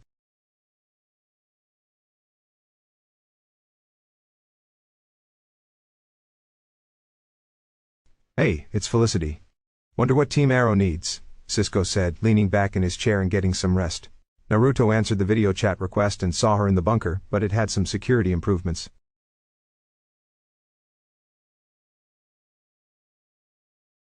Hey Felicity. Hey Naruto, awesome press conference by the way. When do you plan on building one of those arc reactors in Starling? She asked. Let me get the one we have here up and running for all of Central City and see how that goes. After that, I'll see what I can do about setting up a monitoring station, and then another arc reactor. Is everything okay? I couldn't help but notice the extra security in the bunker.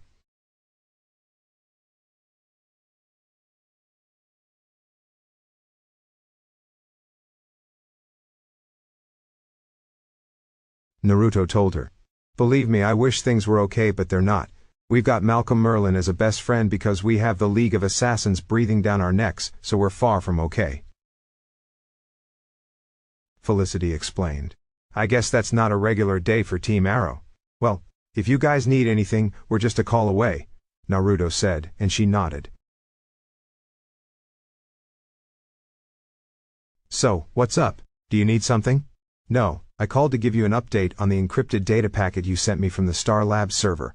Well, after nearly a month of working on it, I can tell you for certain that I can't open it for you.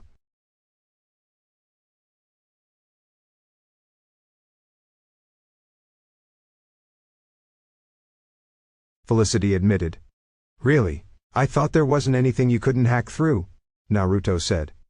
Oh God, how I wish that was true. Let me explain. The reason I can't break the encryption is because there's the code I need to break it isn't completely there.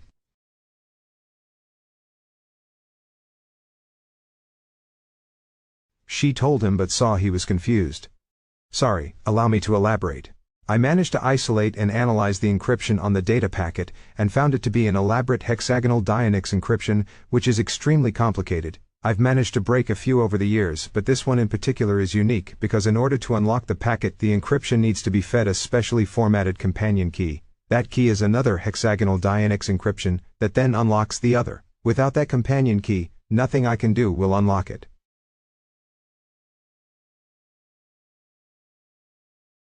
Can't you just make another one? He asked. No. The companion key is specific to this encryption. If I try to use a fake one, the encryption would detect it and erase the contents of the packet you sent me. I'm sorry, but even I can't crack this, Felicity said. Whoever made this figured out a way to circumvent the best hacking in the world. I can do a lot, but not without the last piece of the puzzle.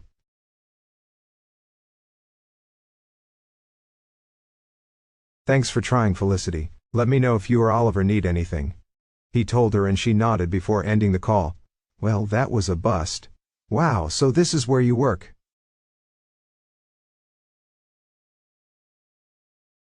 Naruto heard.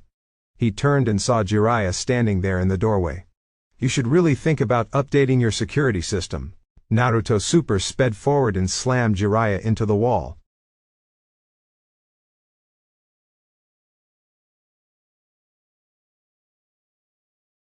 What are you doing here? Naruto shouted. I thought I made it clear that I have nothing else to say to you. Well, maybe I have something to say to you, kid.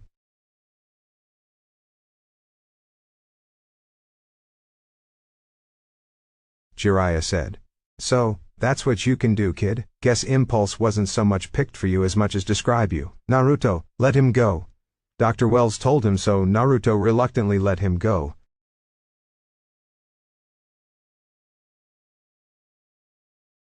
Jiraiya fixed his collar and walked into the cortex, impressed with their setup. Wow, not a bad setup for protecting the city. Guess it pays to work out a science building. Jiraiya said when he saw Caitlin, and got a pervert glint in his eyes. And beautiful women as well. It's a pleasure to meet you, gorgeous. The name's Jiraiya. Dr. Caitlin Snow. She shook his hand, but he was getting a little too touchy, so Naruto super sped forward and punched him in the head, knocking him into a wall.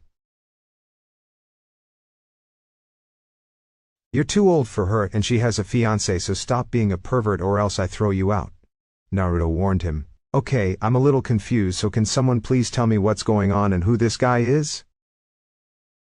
Cisco asked, pointing to the man Naruto just punched. The man Naruto just punched is Jiraiya Osuka, and he's Naruto's godfather. Dr. Wells told them. Godfather? You have a godfather?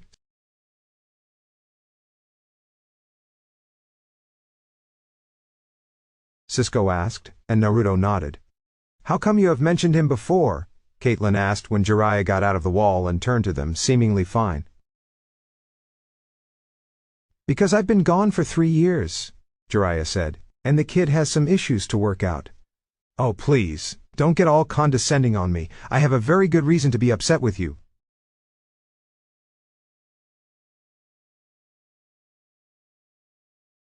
Naruto told him. And here I thought that with age come wisdom, but you're still that bratty little kid you were when you were 12, Jiraiya said, and Naruto got offended. You think I haven't changed? How the hell would you know what I've been through? You were never around. You would show up maybe 3 times a year and then head off to wherever you had to go, and when you did show up you'd act like a giant child. I mean, you were the reason I missed 2 days of school because you took me to that amusement park while my parents were out of town. Then we spent the day at a police precinct because you got too handsy with one of the workers there. In all the years I've known you, you were never able to take anything seriously.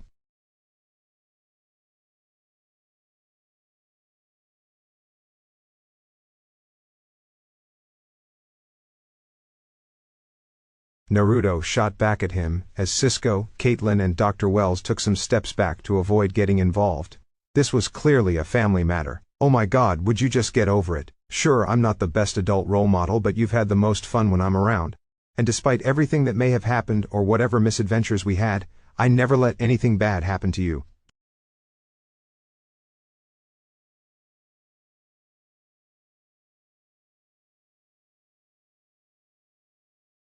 Jiraiya told him.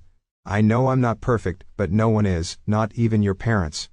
Don't you mention them, you have no right to even say their names. Naruto warned him, and that seemed to trigger him.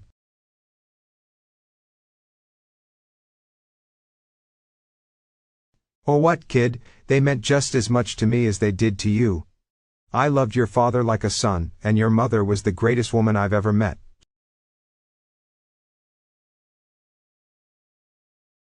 Jiraiya shot back at him. And you did a great job showing that love. You never even showed up for the funeral, not so much as a word from you, Naruto scolded him. Did you think that maybe it would have been a good idea to show up at their funeral and I don't know, maybe help me through the whole grieving process? You think you were the only one who was screwed up after they died?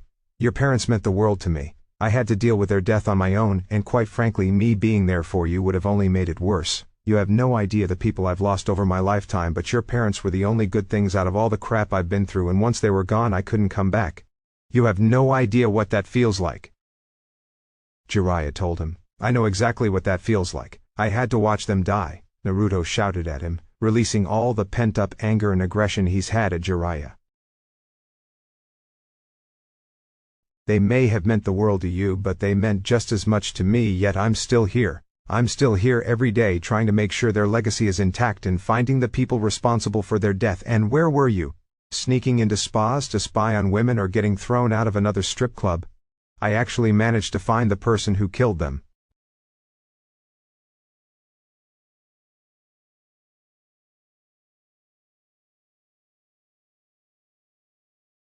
Naruto. Dr. Wells called out his name to get him to stop talking, but it was too late. Once Naruto said that last sentence, he got Jiraiya's attention. Who killed them? Jiraiya asked. What do you care? I mean you. Naruto was cut off as Jiraiya grabbed him by the shoulders and pulled him close. It was like a switch had been flipped and he got as serious as a heart attack.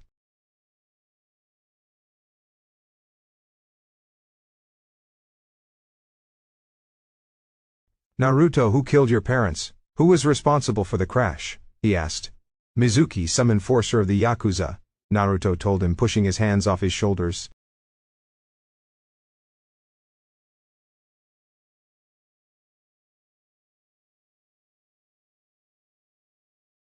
And he works for Orochimaru, Jiraiya said, getting Naruto's attention that he knew that name. My god, I was right. How the hell do you know that name? Naruto asked. There's a lot you don't know about me, kid, Jiraiya told him. And I think I want to keep it that way for your own safety. It's what your parents would want. He moved to leave when Naruto put his hand against the chest, stopping him from leaving until he got his answers. You're not going anywhere until you tell me what you know, Naruto told him. Trust me, kid, you're safer off not knowing that I know, Jiraiya warned him. Bullshit, you know who I am and what I've been doing in this city. Again, I don't know how, but I can handle anything. I've dealt with people with powers, and I just took down a corrupt army general. If you know anything about my parents' death, then I want to know what you know.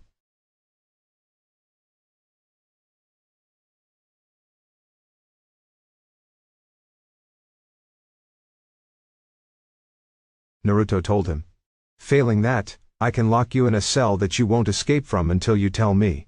You're willing to throw me into a cell to find out what I know? Jiraiya asked. 100%, Naruto replied. Jiraiya looked at him and got his first good look at the man standing before him and saw someone willing to do whatever he could to figure out the truth.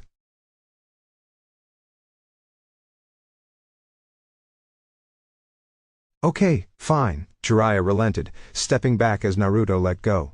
The first thing you need to know is what I do for a living. What did your parents tell you about what I did for a living? I don't know, my mom said you were a writer while my dad told me you were some kind of sage or traveling hermit, Naruto replied. Well, all of that was just a cover. I used to be a Cabinet Intelligence and Research Office agent for Japan.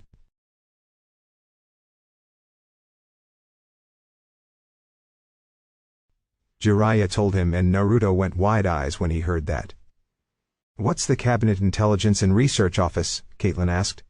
It's Japan's equivalent to the CIA. It's their national intelligence agency. They work with other allied agencies like MI6, Mossad, and the CIA. Naruto explained. Superbrain and History Channel for the win.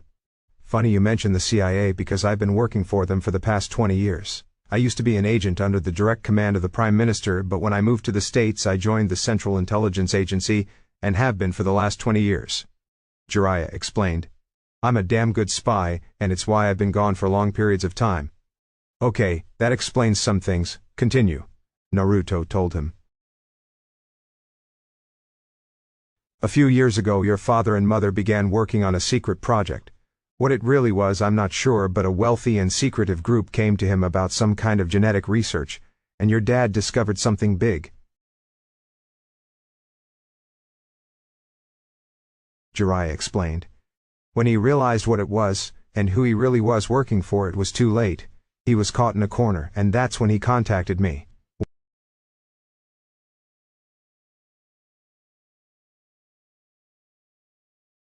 Why? Dr. Wells asked.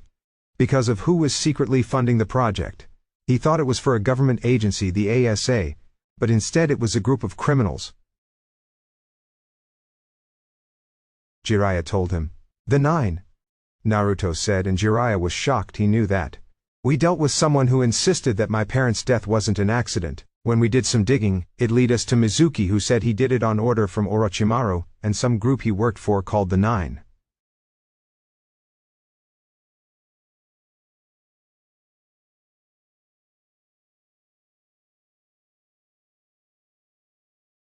Guess I was wrong, kid. You did know more than I thought, but you're wrong on one point. Orochimaru doesn't work for the Nine, he's one of them, Jiraiya corrected them.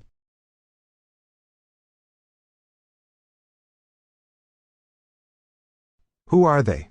Cisco asked, and Jiraiya shrugged. I don't know. Pretty much every single agency in the world denies their existence, but if you're willing to believe the rumors and legends spread by criminals, they're supposed to be a secret group that control criminal activity all over the world. The Bratva, Yakuza, Triad, even the Quadrant and the Ninth Circle, they control it all.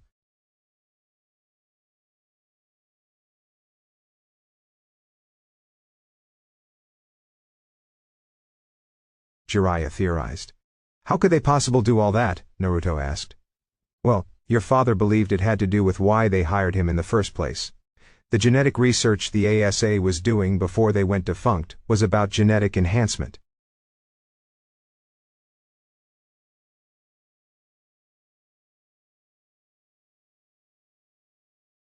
Jiraiya told him. Genetic enhancement as in giving people meta-human powers? Naruto asked, and Jiraiya nodded with a smirk. How do you think I was able to get back up so easily after you punched me?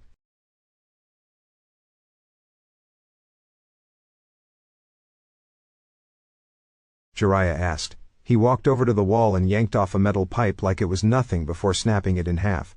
You know, you could have done to something else and not break part of the wall. Cisco pointed out, feeling the pain of having to fix that later. When your father told me the truth, he gave me a syringe with the same metahuman formula he was working on for the 9. It made me a super soldier and lets me do my job a lot easier, plus, it made me even more handsome than I was before.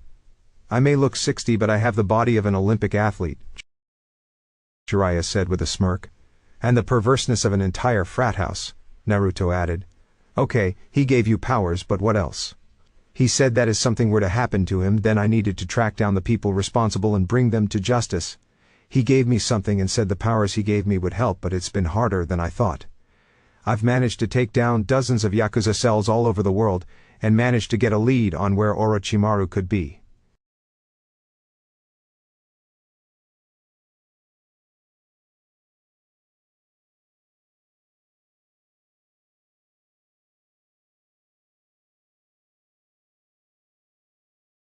Jiraiya told him. What did he give you? Naruto asked. Jiraiya reached into his scroll container and opened it. He reached it and pulled out an ornate Japanese smoking pipe.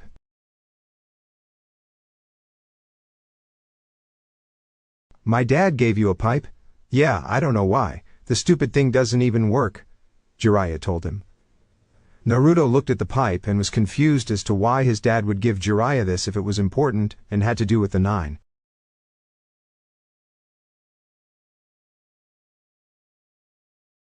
Maybe it was a sentimental gift your father wanted him to have, Dr. Wells suggested. Yeah, but a smoking pipe? What kind of message was he trying to send? Caitlin asked. My dad doesn't smoke, he never did, Naruto told them.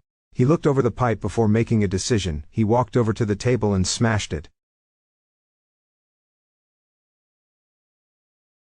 What the hell was that, kid? Jiraiya asked as Naruto moved some of the broken pieces of glass and clay and held up a small USB drive. You didn't think the pipe has something in it? Some spy?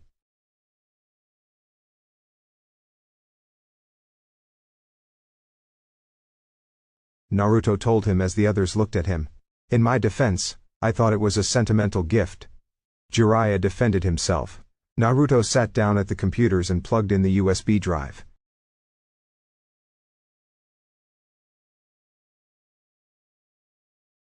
He opened the drive and saw it was some kind of code. So it's a thumb drive with a computer code on it? Not just any computer code, this is some serious hacking code, Cisco told him. It's a hexagonal Dionix encryption code, Naruto said. As in the same code that your father's data packet we found in the Starlab server.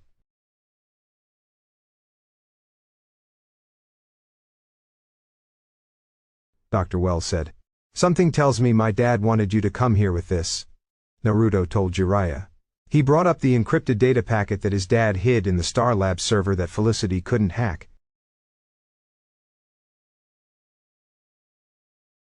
He opened it to see the encryption code, which immediately began to react to the code in the thumb drive. The two codes came together like they were pieces of a puzzle and completed one another, allowing access to the data packet.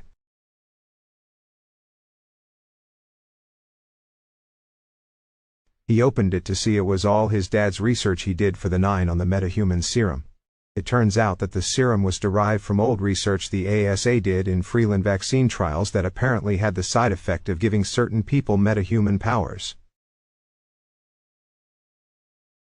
One of the people who was given powers was the Freeland vigilante known as Black Lightning, who has gone dormant for years.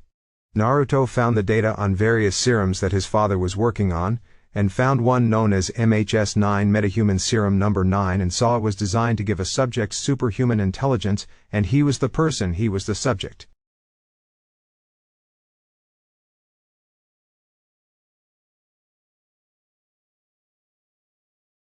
He was right, his rising intelligence was because his father injected him with a metahuman serum, and that was the reason for his superintelligence. Jesus, what the hell was my father doing for these guys?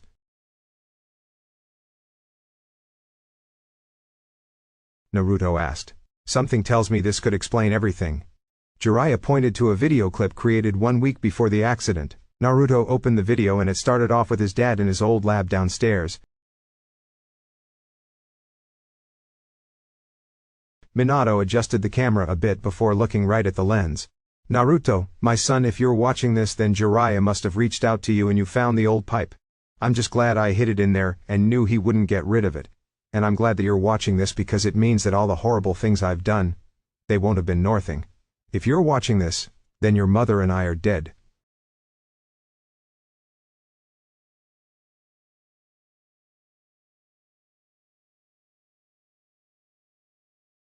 Minato said before breathing a huge sigh of exhaustion and fear. God, I hope that it isn't the truth and I'm making this for no reason, but I know better than that.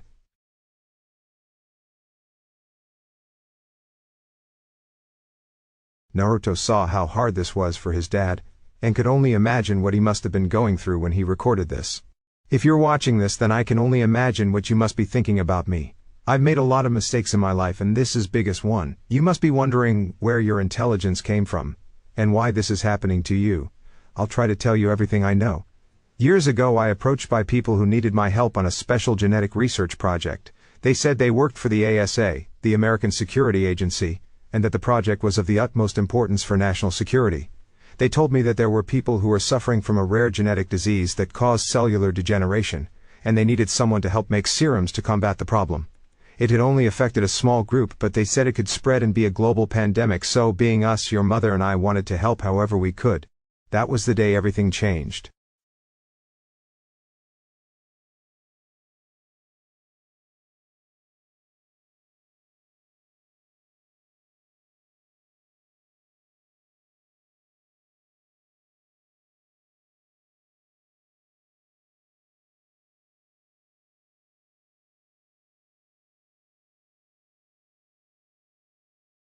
I did my work using the samples they gave me, and I managed to fix the problem, but my work had unintended consequences as a result.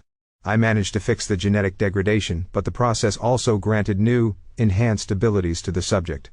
When I told them this, they said that this was what they wanted in the first place, and that I needed to make more. I then released what I was working on, and tried to leave the project, but by then it was too late. I did some more digging, and realized I wasn't working for the ASA but a far deadlier group called the Nine. They were criminals, and if I had known who they were, I never would have gone along with the project. With my serum, the leaders of the Nine were now going to live longer, and were given enhanced powers to keep their control. If I went to the police, no one would believe me, and they would have killed you, so I had to do something.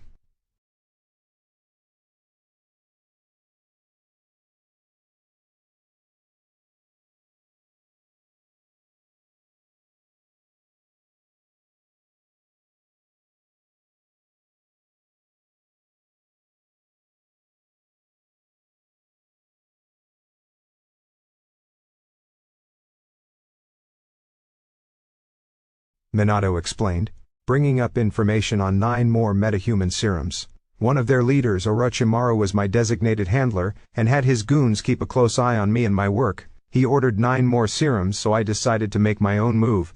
I bided my time and created 10 instead.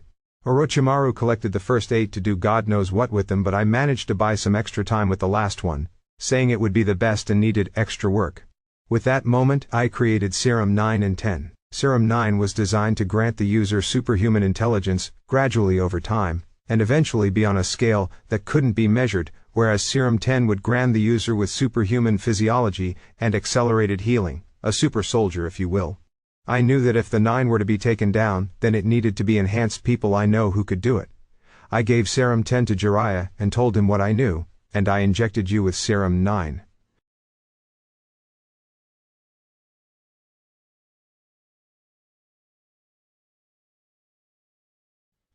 Minato confirmed, so Naruto now knew his father gave him metahuman powers before the particle accelerator. God, what kind of monster I must be to submit my son to this!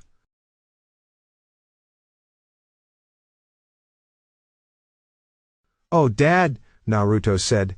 There's nothing I can do to stop the 9, so I gave Jiraiya the mission to try and avenge our death should something happen and find out what he could. Whatever you may think of him, Jiraiya can do this, Naruto.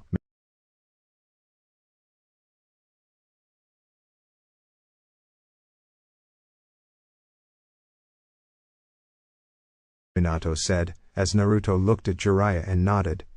Naruto, I can't even begin to believe what kind of monster you must think of me, and I don't blame you. Subjecting my own son to this experiment when you deserve a normal life like your mother and I. If that's what you want, then I beg of you that you find it. Leave all this behind if that's your choice.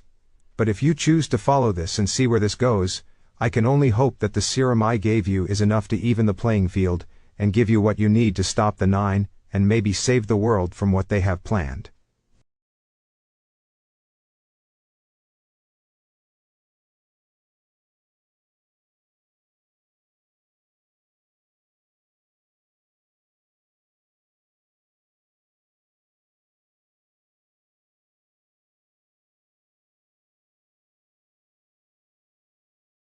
No matter the mistakes your mother and I made, I know that you will rise above them all and correct them, because what is and always will be my greatest creation is you. I love you, son. Never forget that. Minato cried some tears and smiled before ending the video. Not a single sound could be heard after the video ending until some sniffling came and teardrops fell onto the desk. Naruto was crying from the revelation and hearing his dad's final message. He quickly stood up and walked over to the far wall to get some space. Caitlin wanted to run over to comfort him, but Jiraiya stopped her.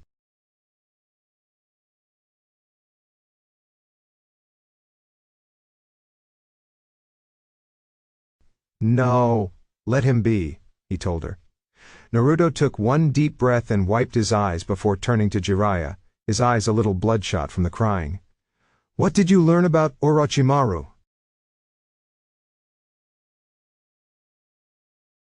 Naruto asked. That he's making one final pit stop trip in the US to arrange some last minute details before he's gone for good. Starling City, Jiraiya told him.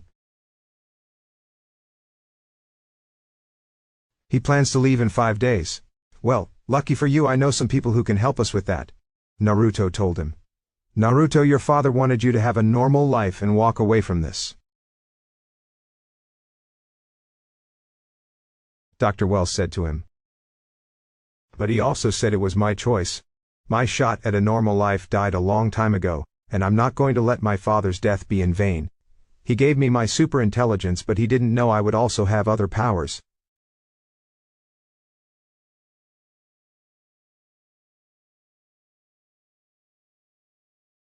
Naruto vibrated his hands and generated a few blips of lightning. This more than evens the odds. We're gonna find Orochimaru, and he gonna pay for what he's done.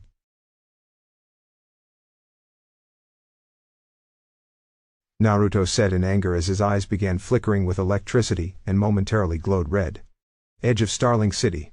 At the edge of Starling City, at a massive and expensive mansion, numerous men in black and red suits were guarding the perimeter.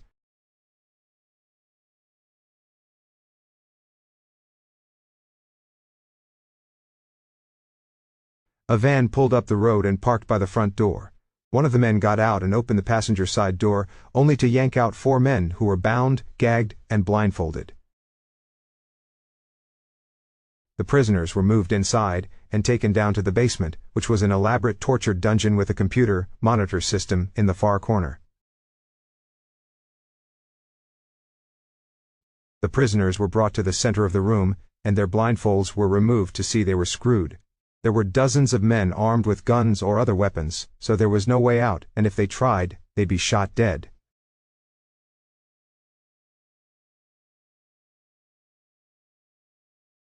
The guards then stepped aside and bowed their heads as 2 men walked into the room and stood before the prisoners. He was wearing an elaborate and fancy purple suit which seemed to draw attention, his very pale skin, long black hair, and reptile-like eyes.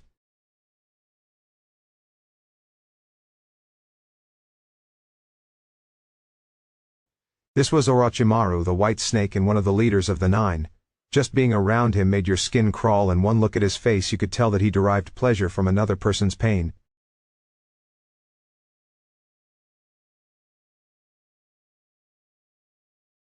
Now, I'm quite disappointed, Orochimaru said. Last time I checked, our arrangement was that you and your organizations were allowed to operate in this city so long as they kept up tribute to the Yakuza. Yet it seems all of you have seemed to forget that.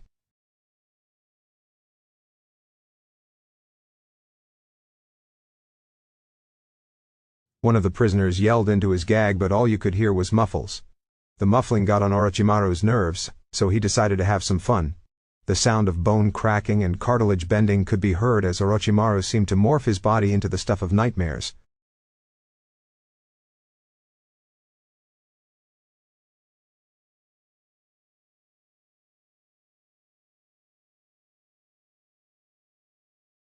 A long forked tongue wrapped itself around the neck of the prisoner, and he was yanked away from the others, who all began to panic as they heard the screams of terror and pain of their friend.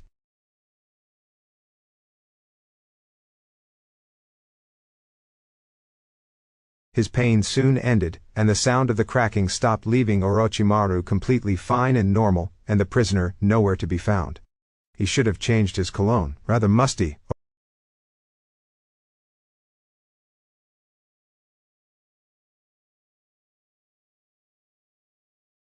Orochimaru said, picking his teeth with a finger. Anyway, I think it's safe to say that your replacements will remember the agreement that was arranged, so we have no need for you.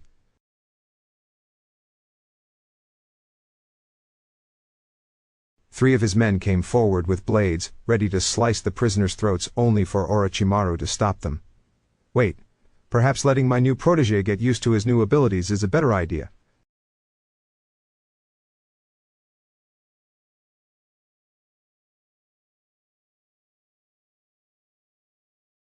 Orochimaru motioned to the person standing behind him. Gaara, if you wouldn't mind. A red-haired man about Naruto's age walked into the light. He was wearing black boots, gray pants, and a long-sleeve crimson coat with a small sand-colored gourd on his back.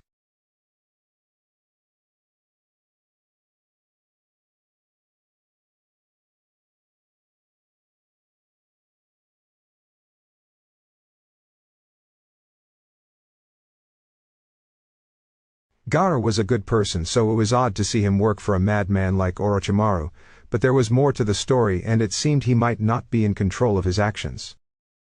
And that would be because of the special collar device around his neck, and the fact that his eyes were grayed over instead of his regular green. Of course, Lord Orochimaru.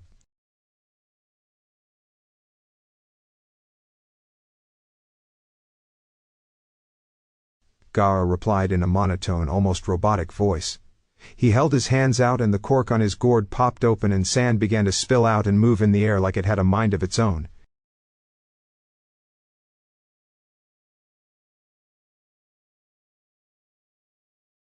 It then moved towards the men. All that was heard was screams of pain and the squelch of blood and flesh being destroyed. "Oh, how fun this is," Orochimaru said with a gleefully evil grin on his face. "And guys, this is the end. I hope you guys enjoyed it. Well, until next time, peace."